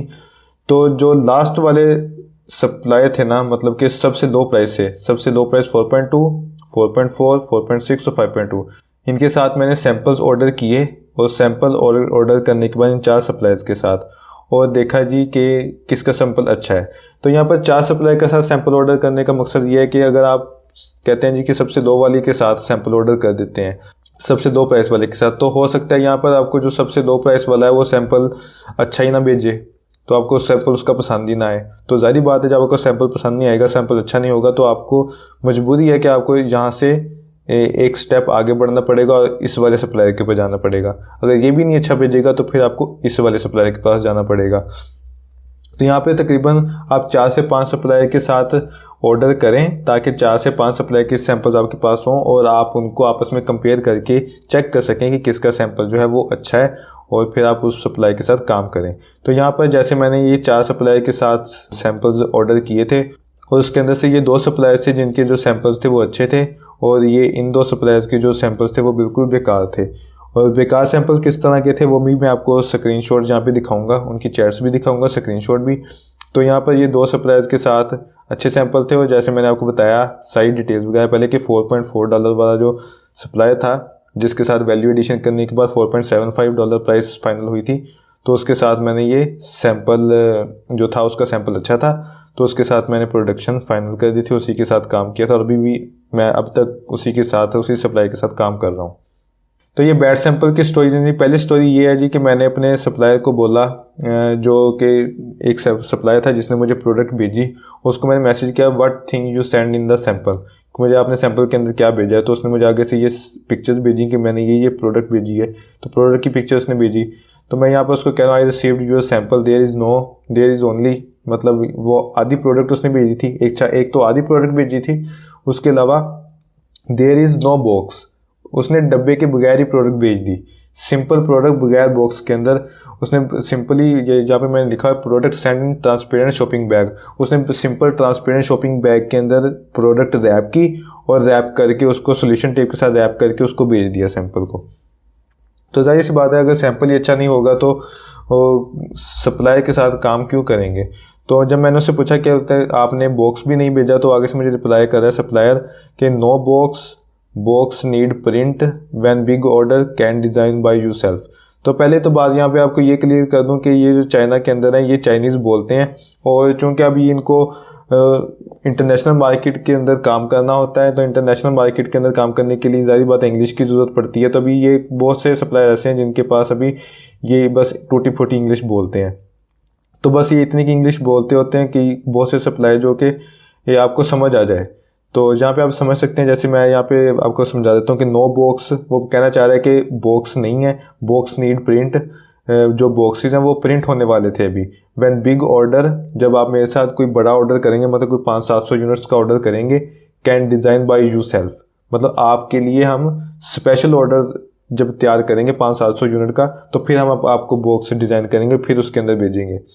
तो जारी बात है उसने जब बॉक्स ही नहीं भेजा, जो प्रेजेंटेशन थी सैंपल की जिसकी बेस के ऊपर ऑर्डर होना था, ऑर्डर फाइनल होना था, वो ही नहीं सही से भेजा, तो जारी बात है रिजेक्ट करना ही बनता है यहाँ पे। तो इसके अलावा जो सेकंड स्टोरी थी वो ये हुई थी जी कि इसने भी बगैर बॉक्स की भेज दिया था। यहाँ पे I confirm this is the sample.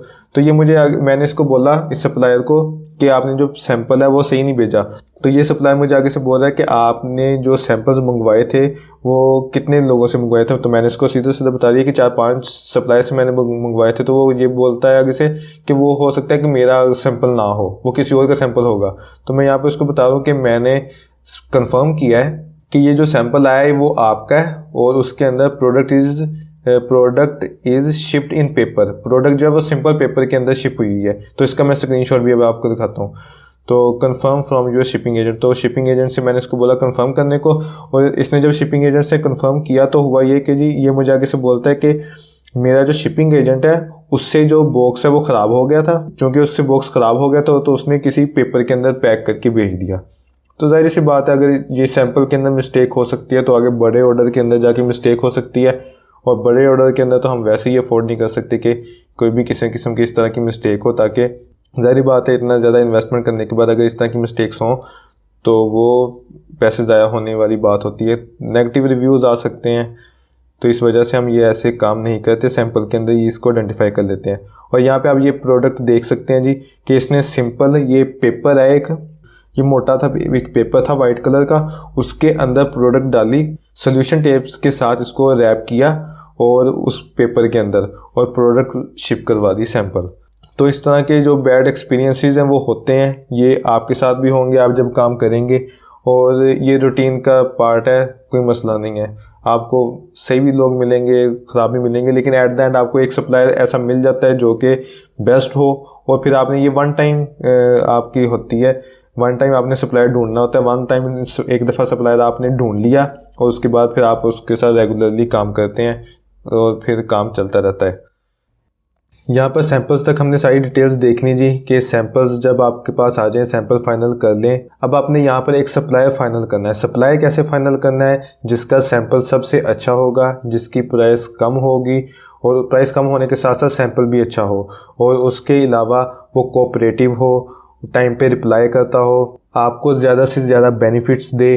तो इन सारी खसूसियात के ऊपर आपने एक सप्लायर फाइनल करना है। तो जैसे ही आपका एक सप्लायर फाइनल हो जाए तो उसके साथ ही आपने प्रोडक्शन की तरफ जाना है। तो प्रोडक्शन किस तरह करवाते हैं हम? सबसे पहले जी हम यहाँ पे 30% एडवांस पेमेंट करते हैं सप्लायर को। 30% एडवांस पेमेंट करते साथ ही हमारी प्रोडक्शन स्टार्ट हो जाती है, और जो पेमेंट होती है वो हमने ट्रेड एश्योरेंस के थ्रू करवानी होती है। जैसे मैंने आपको वो डिटेल के साथ बताया कि ट्रेड एश्योरेंस क्या होता है। ये एक पेमेंट मेथड होता है जिससे हमारी पेमेंट सिक्योर रहती है। तो ट्रेड एश्योरेंस पेमेंट किस तरह हम करते हैं, तो ये कहाँ पर आती है, तो मैं आपको ये भी दिखाता हूँ अभी, और साथ में आपको मैं अपनी इन्वेंटरी के अंदर शो करवाता हूँ कि आपने 30% जो पेमेंट है एडवांस वो किस तरह से पे करनी होती है। तो यहाँ पर आप देखें जी मेरा सप्लायर है जिसके साथ $4.75 के ऊपर प्राइस फाइनल हुई थी। अगर आपको याद हो तो मैंने आपको बड़ी डिटेल के साथ बताया कि $4.4 प्राइस फाइनल हुई थी और उसके बाद $0.35 जो मैंने वैल्यू एडिशन के तौर पर एक प्रोडक्ट ऐड की थी उसकी प्राइस थी। तो टोटल प्राइस बनी थी $4.75 और मैंने जब अपनी इन्वेंट्री बनवाई तो मैंने 800 यूनिट्स की इन्वेंट्री बनवाई थी। तो 800 मल्टीप्लाई बाय $4.75 तो ये $3,800 की इन्वेंट्री बनती है। तो यहाँ पर हमने क्या देखा था जी कि हमने 30% एडवांस पेमेंट करनी है और फिर हमारी प्रोडक्शन स्टार्ट हो जाएगी। तो इस $3,800 की 30% जो बनता है वो $1,140 एडवांस पेमेंट बनती है 30%, और उसके अलावा रिमेनिंग जो 70% पेमेंट बचती है वो $2660 की बचती है। अब मैं आपको ट्रेड इंश्योरेंस दिखाता हूँ जी कि ट्रेड इंश्योरेंस के थ्रू किस तरह पेमेंट करनी है। मैंने किस तरह पेमेंट की थी ये $1140 की। ये मोबाइल का स्क्रीनशॉट है जी। इसके अंदर आप देख सकते हैं कि ये आपके सामने एक लिंक शो हो रहा है, ये मैसेज है। तो ये इस तरह का लिंक शो होता है जिसके अंदर आपकी पेमेंट आ रही होती है। तो मैंने ये आईडी वगैरह और ये सारी प्रोडक्ट की डिटेल्स हैं यहाँ पे, ये मैंने हाइड कर दी हैं। और यहाँ पर अगर आप देखें तो ऑर्डर अमाउंट लिखी हुई है $3,800 मतलब $3,800। तो यहाँ पर आप देखें तो हमारी जो टोटल अमाउंट बनी थी वो $3,800 की बनी थी और जो पेमेंट अमाउंट है वो $1140 मतलब कि एडवांस पेमेंट। और ये यहाँ पर हमने जो कैलकुलेशन की थी 30% एडवांस पेमेंट 1140 ही बनी थी। और यहाँ पर मेरे सप्लायर ने भी नीचे लिखा हुआ है here is the payment link 30% deposit for the order. तो यहाँ पर इस तरह से ये मोबाइल के अंदर आपको इस तरह से मैसेज शो हो रहा होता है और नीचे लिखा हुआ है मेक पेमेंट नाउ। यहाँ पर आप क्लिक करते हैं तो ये आपको नेक्स्ट स्टेप के ऊपर ले जाता है जहाँ पे आप जाके पेमेंट कर सकते हैं। तो ये किस तरह कर सकते हैं मैं वो भी आपको भी दिखाऊंगा। तो मोबाइल के ऊपर इस तरह से शो हो रहा होता है। लैपटॉप के ऊपर किस तरह शो होता है जी, ये देखें इस तरह का ये लिंक आता है, ये आपके सामने लिंक शो हो रहा है। मोबाइल के ऊपर इस तरह का शो हो रहा होगा जिसके अंदर आपको ये जो अमाउंट है वो सामने शो हो रही होती है। लेकिन लैपटॉप के अंदर जब आप ओपन करेंगे तो ये सिंपल लिंक शो हो रहा होता है इस तरह का। आप ये लिंक के ऊपर क्लिक करेंगे तो ये आपको नेक्स्ट स्टेप के ऊपर लेके जाएगा जहाँ पर आपको अमाउंट भी नज़र आएगी और वहाँ पर आपको पेमेंट का मेथड भी नज़र आएगा कि आपको किस तरह पेमेंट करनी है। तो यहाँ पर मैं आपको बताता चलूँ, you will receive trade insurance payment link in Alibaba messenger. जिस मैसेंजर के अंदर आपकी चैट चल रही होगी आपके सप्लायर के साथ, उसी चैट के अंदर आपको पेमेंट का लिंक आएगा। लैपटॉप पे होगा तो इस तरह का पेमेंट का लिंक आएगा और मोबाइल पे अगर आप चेक करेंगे तो इस तरह का आपको लिंक शो हो रहा होगा।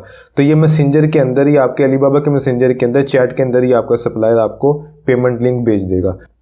पेमेंट का मेथड क्या होता है जी, इस तरह के पेमेंट का मेथड होता है। ये सारे पेमेंट के मेथड्स आपके सामने शो हो रहे हैं। जैसे ये आप देख सकते हैं यहाँ पे मेक पेमेंट नाउ पे क्लिक करेंगे ना तो आपके सामने ये आपको इस पेज के ऊपर ले आएगा। इसकी आपको अमाउंट भी शो हो रही होगी और जहाँ पर आपको पेमेंट के मेथड शो हो रहे होंगे जिसके अंदर ये आपको नज़र आ रहा है कि ये कार्ड के थ्रू पेमेंट कर सकते हैं, PayPal, wire transfer, western union, online transfer. New card मतलब कि कार्ड के थ्रू पे विद अ न्यू कार्ड और उसके साथ पेपाल।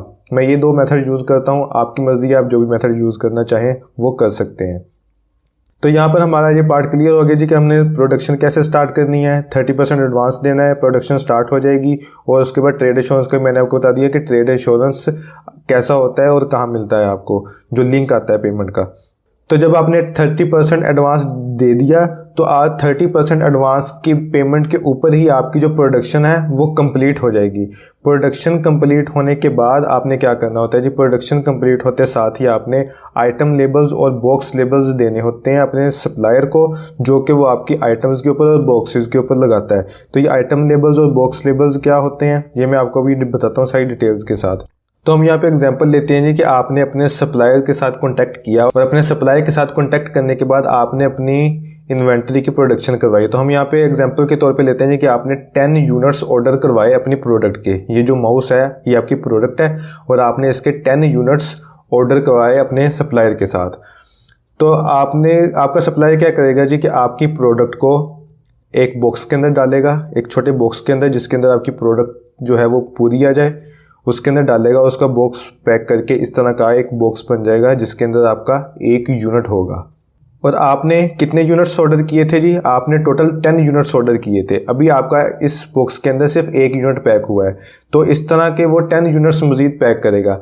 तो इस तरह से ये आपका प्रोसेस है सारा, जिस आपकी प्रोडक्ट पैक होगी और इस तरह आपके 10 यूनिट्स जो हैं वो इस तरह बॉक्सेस के अंदर पैक हो जाएंगे।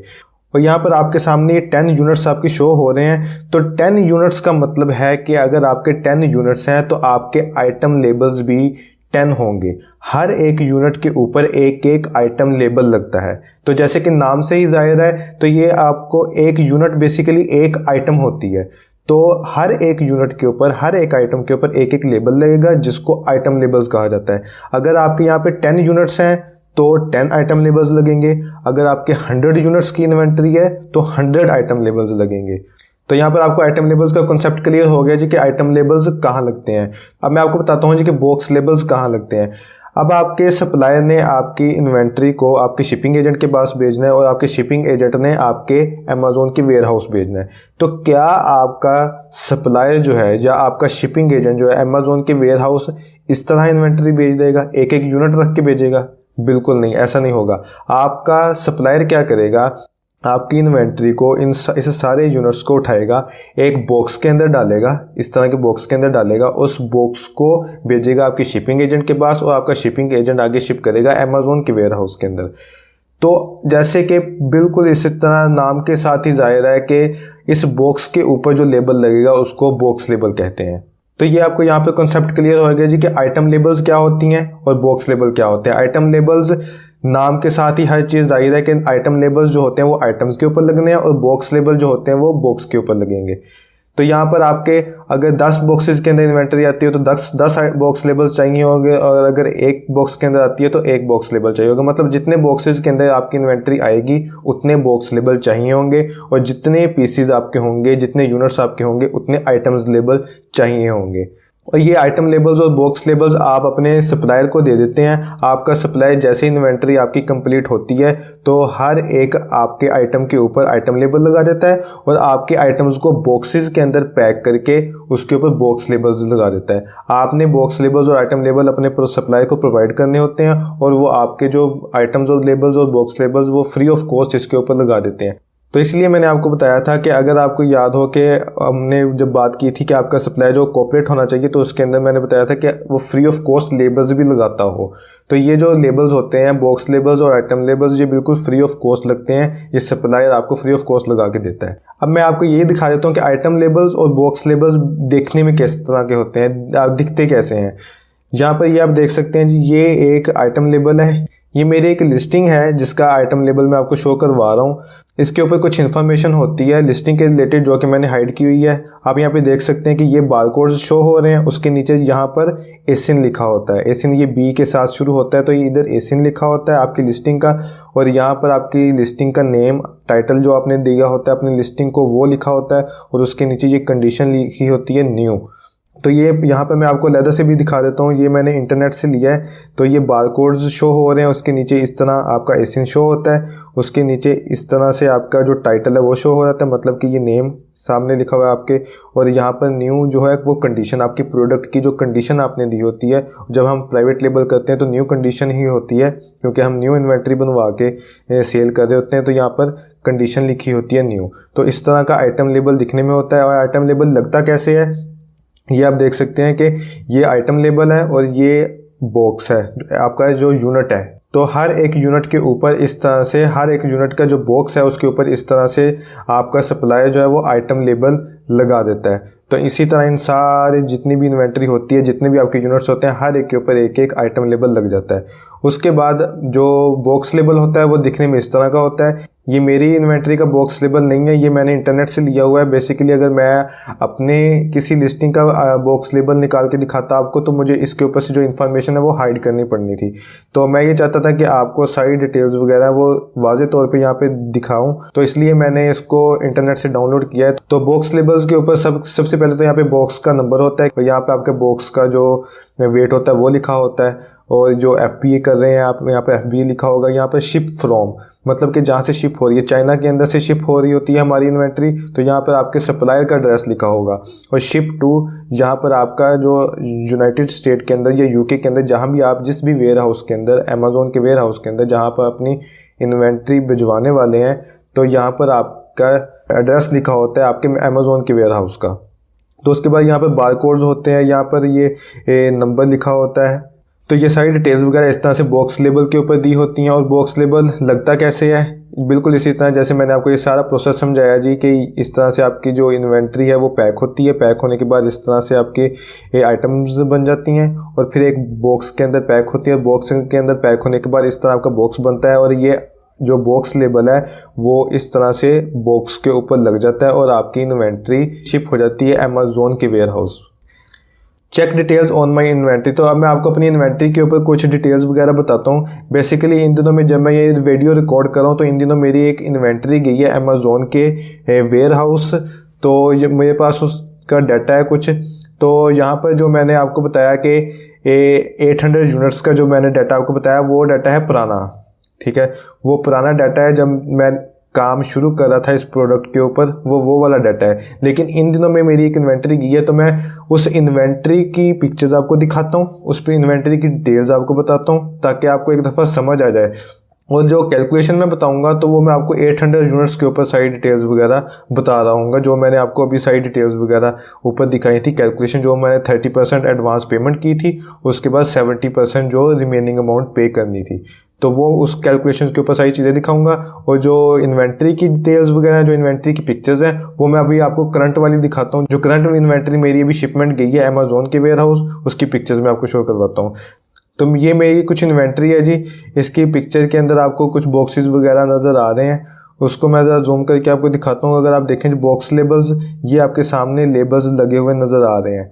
ये बड़े बड़े कार्टन्स हैं, उनके ऊपर बॉक्स लेबल्स लगे हुए हैं। तो इस तरह से बॉक्स लेबल्स शो हो रहे होते हैं, ये यहाँ पे आप देख सकते हैं। तो ये सारी इन्वेंट्री के ऊपर, हर एक बॉक्स के ऊपर, हर एक कार्टन के ऊपर इस तरह से बॉक्स लेबल लगा होता है। और यहाँ पर अगर आप देखें तो हर एक बॉक्स के अंदर 20 पीसेज की क्वांटिटी है, हर एक बॉक्स के अंदर 20 पीसेज की क्वांटिटी है। तो यहाँ पर अगर मैं आपको कैलकुलेशन बताऊँ, 800 यूनिट्स के ऊपर कैलकुलेशन बताऊँ, तो आप देखेंगे जी कि आइटम लेबल्स जो होंगे वो 800 लगेंगे, क्योंकि जैसे मैंने आपको बताया था कि 800 यूनिट्स की इन्वेंट्री जो है वो मैंने शिप करवाई थी। तो 800 यूनिट्स की इन्वेंट्री शिप करवाई थी, तो मतलब यहाँ पे 800 आइटम लेबल्स लगेंगे, क्योंकि जितनी इन्वेंट्री होगी, जितने आइटम्स होंगे, उतने आइटम लेबल्स चाहिए होंगे।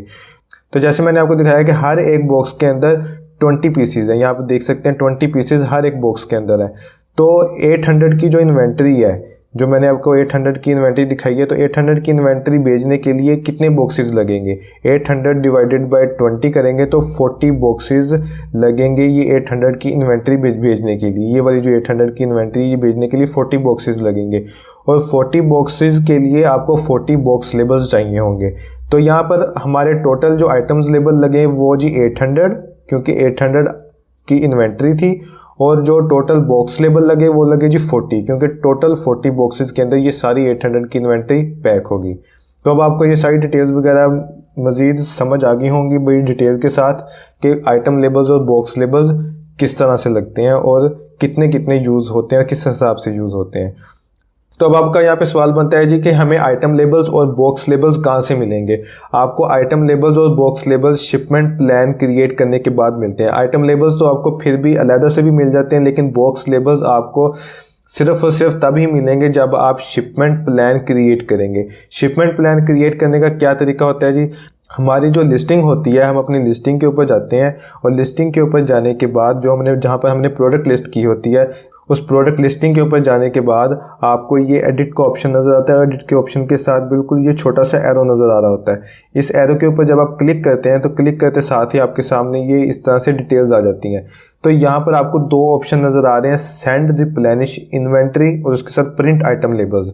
तो जैसे मैंने आपको बताया कि आइटम लेबल्स आपको जो शिपमेंट प्लान है उसको क्रिएट किए बगैर भी मिल जाते हैं। तो यहाँ पर आप प्रिंट आइटम लेबल्स के ऊपर क्लिक करेंगे तो आप आइटम लेबल्स यहाँ से डाउनलोड कर सकते हैं, जो कि आप अपनी आइटम्स के ऊपर लगा सकते हैं। जैसे मैंने आपको बताया था कि 800 यूनिट्स के ऊपर 800 आइटम लेबल्स चाहिए, तो वो आप यहाँ से भी डाउनलोड कर सकते हैं। लेकिन बॉक्स लेबल्स डाउनलोड करने के लिए आपको शिपमेंट प्लान क्रिएट करना लाजमी है।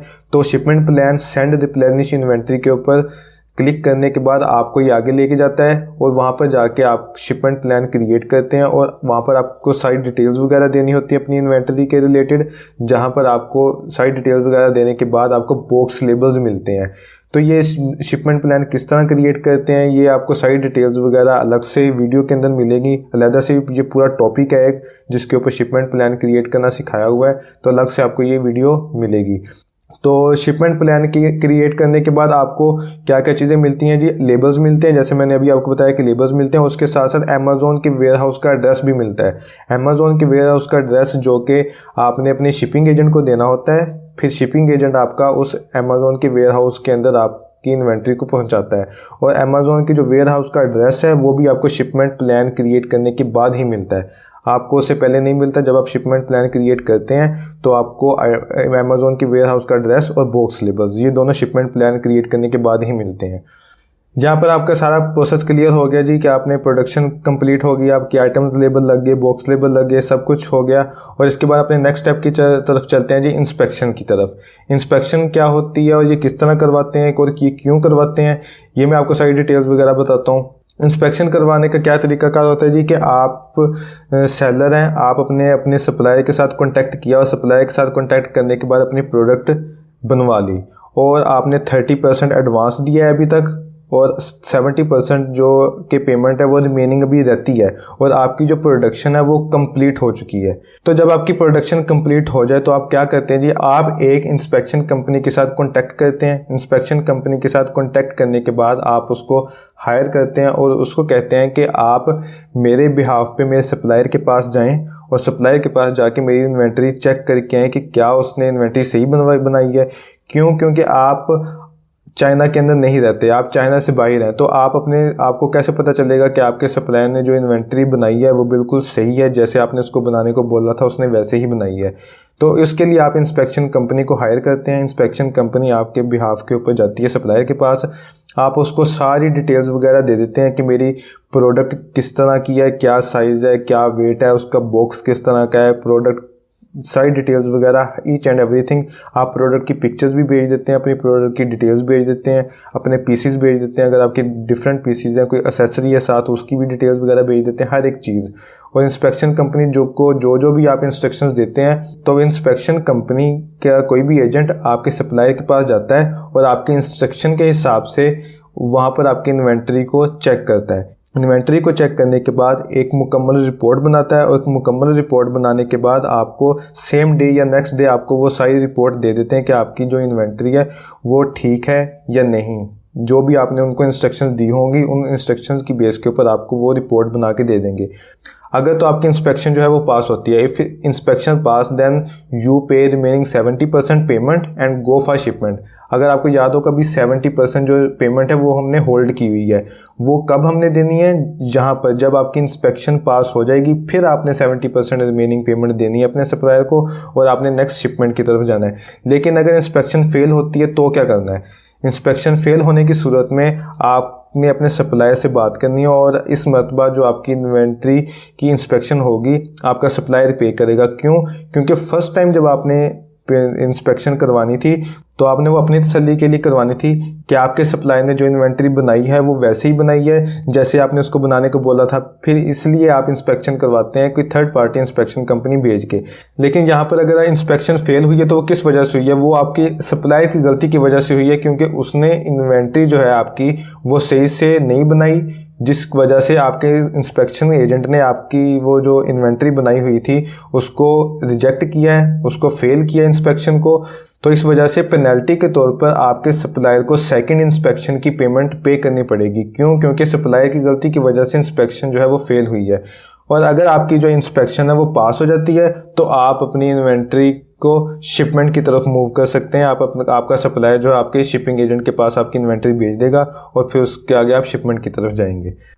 अब मैं आपको यहाँ पे बता देता हूँ आपको इंस्पेक्शन कंपनी जो है वो किस तरह से फाइंड करनी है। How we find inspection company, आप इंस्पेक्शन कंपनी किस तरह फाइंड करेंगे। तो सेम वही क्राइटेरिया जैसे मैंने आपको पहले सारी डिटेल्स वगैरह समझाई हैं।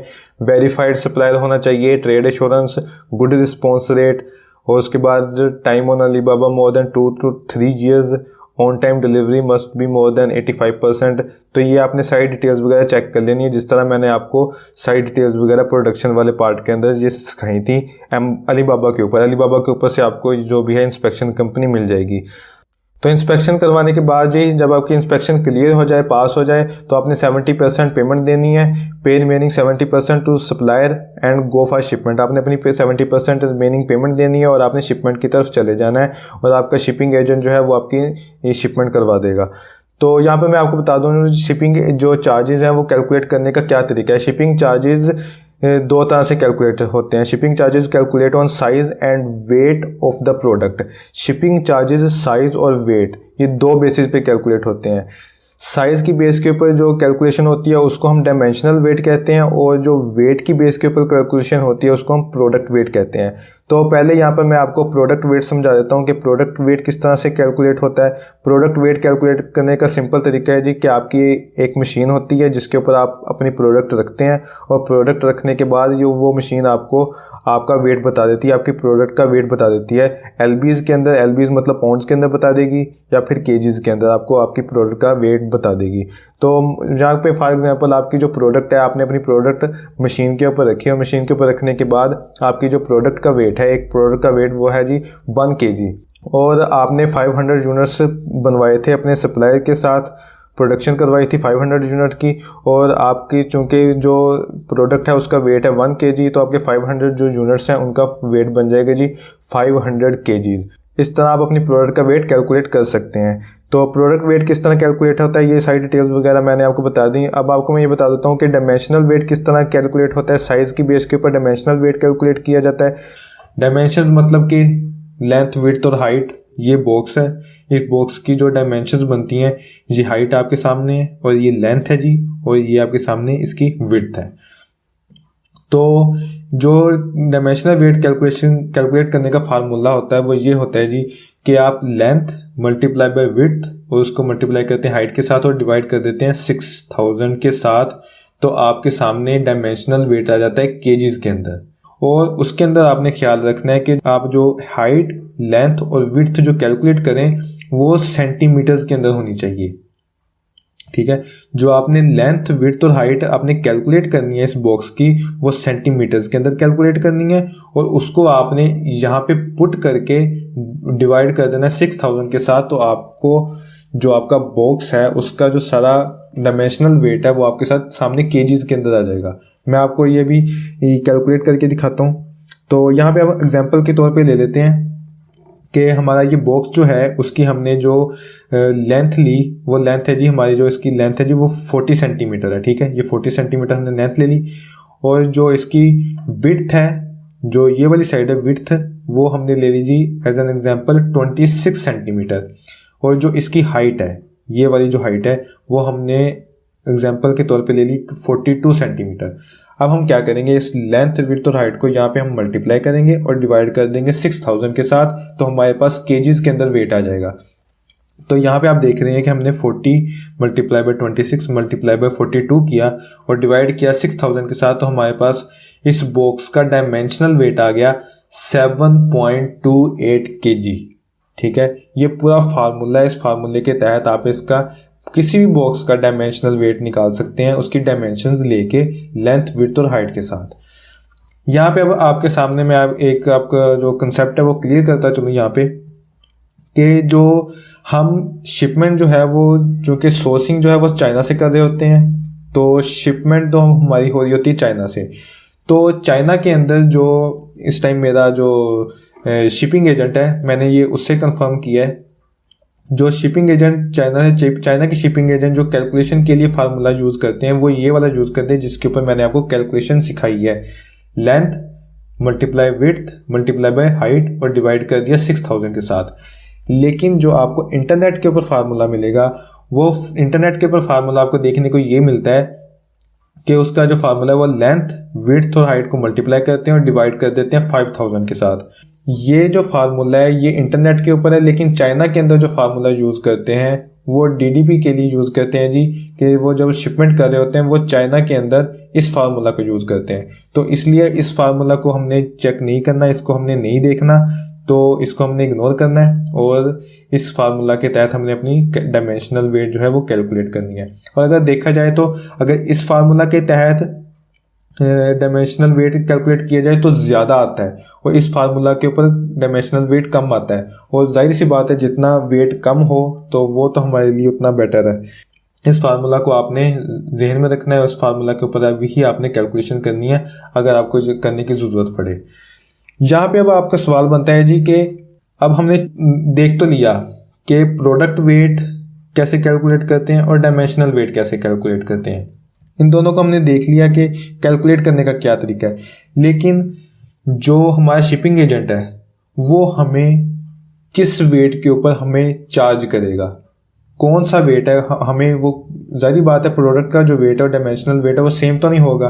प्रोडक्ट का जो वेट है वो और होगा, डायमेंशनल वेट है वो और होगा, तो हमें किस वेट के ऊपर वो चार्ज करेगा। इसका जो एग्जांपल है वो मैं आपको ये दिखाता हूँ कि फॉर एग्जांपल ये हमारे पास कार्टन है, इसके अंदर हमारी प्रोडक्ट्स पड़ी हुई हैं और जो इसका जो पूरे कार्टन का जो वेट है, जो हमारे प्रोडक्ट वेट बनता है, जिस पूरे कार्टन का वेट बनता है वो है जी 320 kg। और हमारा जो इसका जो डायमेंशनल वेट जब हमने निकाला, हाइट लेंथ और विड्थ को मल्टीप्लाई करके और 6000 से डिवाइड किया तो डायमेंशनल वेट हमारे पास आया, तो वो डायमेंशनल वेट था जी 280 kg। अब ये वेट ज़्यादा है, ये वेट कम है। जो शिपिंग एजेंट है वो हमेशा हाई वेट के ऊपर हमें चार्ज करेगा। चूंकि हाई वेट प्रोडक्ट वेट है तो शिपिंग चार्जेस हमें इस हाई वेट के ऊपर पड़ रहे होंगे, इस हाई वेट के बेस पे वो हमसे चार्ज करेगा। दूसरी तरफ अगर हम देखते हैं जी कि प्रोडक्ट वेट है, उस प्रोडक्ट का जो वेट है वो है जी 200 kg और जो डायमेंशनल वेट है उसका वो है जी 230 kg। तो यहाँ इस एग्जांपल के अंदर डायमेंशनल वेट जो 230 kg है वो है ज़्यादा। तो इस एग्जांपल के अंदर हमारा शिपिंग जो एजेंट है वो हमें किस के ऊपर चार्ज करेगा, वो हमें डायमेंशनल वेट के ऊपर चार्ज करेगा। क्यों? क्योंकि डायमेंशनल वेट हाई है। हमने ये देखा था कि जो भी चार्जेस होंगे वो हाई वेट के ऊपर होंगे। अब यहाँ पर आपके पास इस इंफॉर्मेशन का होना बहुत ज़्यादा ज़रूरी है। वो इसलिए कि फॉर एग्जांपल आपने चाइना के अंदर से आपने प्रोडक्ट बनवाई और आपकी एक प्रोडक्ट का वेट है 1 kg और आपने 200 यूनिट बनाए, तो मतलब आपकी वेट बन गया 200 kg, ठीक है। और उसका जो डायमेंशनल वेट था वो बन रहा है 230 kg। आपकी कैलकुलेशन के मुताबिक आप कैलकुलेट करके बैठे थे कि 200 kg के ऊपर मुझे कॉस्ट पड़ेगी, लेकिन जब आपके शिपिंग एजेंट के पास आपकी इन्वेंट्री गई, उसने बोला जी कि आपका डायमेंशनल वेट ज़्यादा है और आपका डायमेंशनल वेट 230 kg है, तो आपको 230 kg के ऊपर आपको चार्जेस होंगे। तो आपने बोला जी कि डायमेंशनल वेट क्या होता है, मुझे तो नहीं पता डायमेंशनल वेट क्या होता है, मुझे तो बस इतना पता है कि मेरी जो इन्वेंट्री है वो एक प्रोडक्ट मेरी 1 kg की है, तो चूंकि 200 यूनिट है तो मेरे 200 kg वेट है, तो मैं तो इससे ज़्यादा पे नहीं करूँगा। तो वो आपको बार बार समझाएगा, बताएगा कि डायमेंशनल वेट भी एक चीज़ होती है जिसके ऊपर कैलकुलेशंस हो रही होती हैं। ये आपको चीज़ पता होगी तो आप उस बात को अंडरस्टैंड कर सकेंगे। तो ये आपके नॉलेज के अंदर लाजमी होनी चाहिए। जो ज़्यादातर जो कैलकुलेशंस हो रही होती हैं वो प्रोडक्ट वेट के ऊपर ही हो रही होती हैं, लेकिन आपके लिए ये इन्फॉर्मेशन ज़रूरी है कि आपको पता हो कि डायमेंशनल वेट भी किसी चीज़ का नाम होता है और उसका नॉलेज आपको हो, ताकि आपके सामने अगर कभी ये सिनेरियो आए तो आप उसको समझ सकें और अंडरस्टैंड कर सकें, ताकि जो भी आपके साथ डील करने वाला है, जो शिपिंग एजेंट डील करने वाला है, उसको ये ना लगे कि आपको किसी बात का पता ही नहीं है। उसके बाद हम एग्जांपल देखते हैं डायमेंशनल वेट की। ये 2 प्रोडक्ट्स हैं जी, इसका डायमेंशनल वेट है 290 ग्राम और इसका डायमेंशनल वेट है 220 ग्राम। एग्जाम्पल के तौर पर हम देखते हैं, जो ये कुशन है इसकी जो डायमेंशंस है वो इस पिलो के निस्बत कम है, उसकी लेंथ विड्थ और हाइट पिलो की निस्बत कम है, तो इसका डायमेंशनल वेट कम होगा। और इस पिलो की जो डायमेंशंस हैं लेंथ विड्थ और हाइट वो इस कुशन्स की निस्बत वो ज़्यादा है, तो इसका मतलब ये है कि इस कुशन की निस्बत इसका जो डायमेंशनल वेट है वो ज़्यादा होगा। अगर हम चार्जेस की बात करें डायमेंशनल वेट के ऊपर, तो इसको बेचने के जो चार्जेस हैं वो कम लग रहे होंगे और इसको बेचने के जो चार्जेस हैं वो ज़्यादा लग रहे होंगे डायमेंशनल वेट के वजह से। मैं डायमेंशनल वेट को आपको समझाना चाह रहा हूँ। अब मैं आपको एक रियल एग्जांपल देता हूँ। ये आप देख सकते हैं, ये मेरी इन्वेंट्री है, ये सारी मेरी इन्वेंट्री पड़ी हुई है। इन्वेंट्री के ऊपर आप ये देख सकते हैं ये कार्टन्स पड़े हैं सारे, और ये कार्टन्स के ऊपर ये सारी चीज़ें लिखी हुई हैं। मैं आपको ये जूम करके दिखाता हूँ। जैसे मैं ये जूम करता हूँ, ये आप कार्टन्स के ऊपर देख सकते हैं कि ये एक कार्टन के अंदर जो क्वांटिटी है, मतलब जो नंबर ऑफ प्रोडक्ट्स हैं इसके अंदर वो 20 पीसीज हैं, मतलब 20 यूनिट्स एक कार्टन के अंदर पड़े हुए हैं, जिसका नेट वेट है 16 kgs और उसका ग्रोस वेट है 16.4 kgs। अच्छा, यहाँ पे आपने एक और बात का ख्याल रखना है, आपका शिपिंग एजेंट हमेशा आपको ग्रोस वेट के ऊपर कैलकुलेट कर रहा होगा, ग्रोस की वेट के ऊपर आपकी कैलकुलेशन करेगा, नेट वेट के ऊपर नहीं करेगा। नेट वेट हमेशा कम होता है, ग्रोस वेट हमेशा ज़्यादा होता है। तो आपका जो शिपिंग एजेंट है वो 2 चीज़ें कैलकुलेट करता है वेट के अंदर, प्रोडक्ट के वेट के अंदर ग्रॉस वेट काउंट करता है, और जो आप जाते हैं डायमेंशनल वेट की तरफ तो उसके अंदर ये आपकी ये कैलकुलेशंस हो जाती हैं। ये आप देख रहे हैं कि ये मेजरमेंट्स, ये बॉक्स की जो ये कार्टन है इसकी मेजरमेंट्स लिखी हुई हैं 43 multiply by 23.5 multiply by 38 centimetre, मतलब लेंथ विड्थ और हाइट को ये लिखा हुआ है 43, 23.5 और 38 सेंटीमीटर। तो ये अब मैं आपको सारा कैलकुलेट करके दिखाता हूँ। ये ग्रॉस वेट जो है वो ये प्रोडक्ट का वेट है, मतलब ये प्रोडक्ट वेट मतलब कार्टन का वेट है। तो यहाँ पे आप देखें कि ये जी 16.4 kgs ये प्रोडक्ट का वेट हो गया, और डायमेंशन जो है, डायमेंशनल वेट कैलकुलेट करने का फार्मूला जो कि आपको याद होगा, जो हमने भी डिस्कस किया, लेंथ विड्थ और हाइट को मल्टीप्लाई करते हैं और 6000 के साथ डिवाइड करते हैं, तो ये kgs के अंदर हमें कैलकुलेट करके बता देता है। तो हमारे पास ये कैलकुलेशन मौजूद हैं ये आपके सामने, तो हम इसको कैलकुलेट कर लेते हैं। जैसे हम इसको कैलकुलेट करते हैं, ये 43 multiply by 23.5 multiply 38 divided by 6000 के साथ जब हमने डिवाइड किया तो हमारे पास 6.4 kgs आ गया। तो इसका ये मतलब है कि ये जो कार्टन है हमारा, एक कार्टन, इसका जो कार्टन का जो प्रोडक्ट का वेट है वो है जी 16.4 kgs, और जो हमारा डायमेंशनल वेट है वो है जी 6.4 kgs। अब चूंकि ग्रॉस वेट ज़्यादा है, मेरा शिपिंग एजेंट मुझे किन बेसिस के ऊपर चार्ज कर रहा होगा? एग्जैक्टली जो मेरा शिपिंग एजेंट है वो मुझे इस ग्रॉस वेट के ऊपर, मतलब कि प्रोडक्ट वेट के ऊपर, जो कि वो इस कार्टन को मशीन के ऊपर रखेगा, मशीन के ऊपर रखने के बाद उसका जो वेट है वो 16.4 kgs आया, और वो 16.4 kgs के ऊपर मुझे चार्ज करेगा। क्यों? क्योंकि डायमेंशनल वेट प्रोडक्ट वेट से कहीं ज़्यादा कम है। तो इस तरह सारी कैलकुलेशंस हो रही होती हैं। अब मैं आपको यहाँ पे बता देता हूँ how to find shipping agent. आप शिपिंग एजेंट किस तरह से ढूंढ सकते हैं।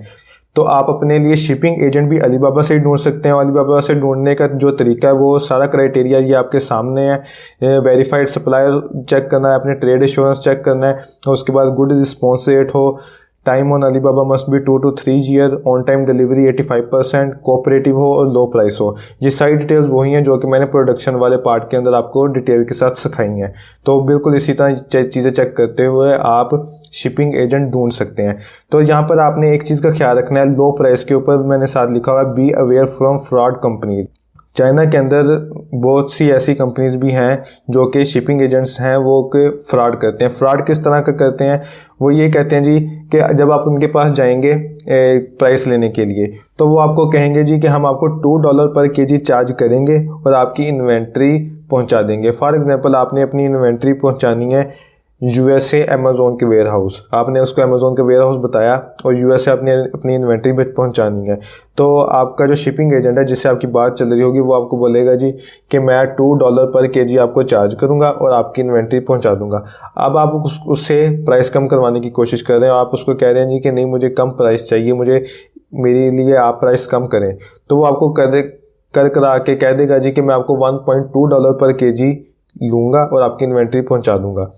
तो आपको ये देखने में तो लगेगा कि ये बहुत ज़्यादा लो प्राइस है, लेकिन यहाँ पर क्या होता है, यहीं पर वो आपके साथ फ्रॉड करते हैं कि वो आपसे $1.2 पर केजी आपको प्राइस बताकर आपसे इन्वेंट्री मंगवा लेंगे और आप अपनी इन्वेंट्री अपने सप्लायर को बोलेंगे जी कि मेरी इन्वेंट्री शिपिंग एजेंट के पास पहुँचा दो। तो आपकी इन्वेंट्री शिपिंग एजेंट के वेयर हाउस पहुँच जाएगी। जैसे ही शिपिंग एजेंट के वेयर हाउस आपकी इन्वेंट्री पहुँचेगी तो आपका शिपिंग एजेंट क्या करेगा, आपको मैसेज करेगा कि प्राइसेस जो हैं वो इंक्रीज़ हो चुकी हैं।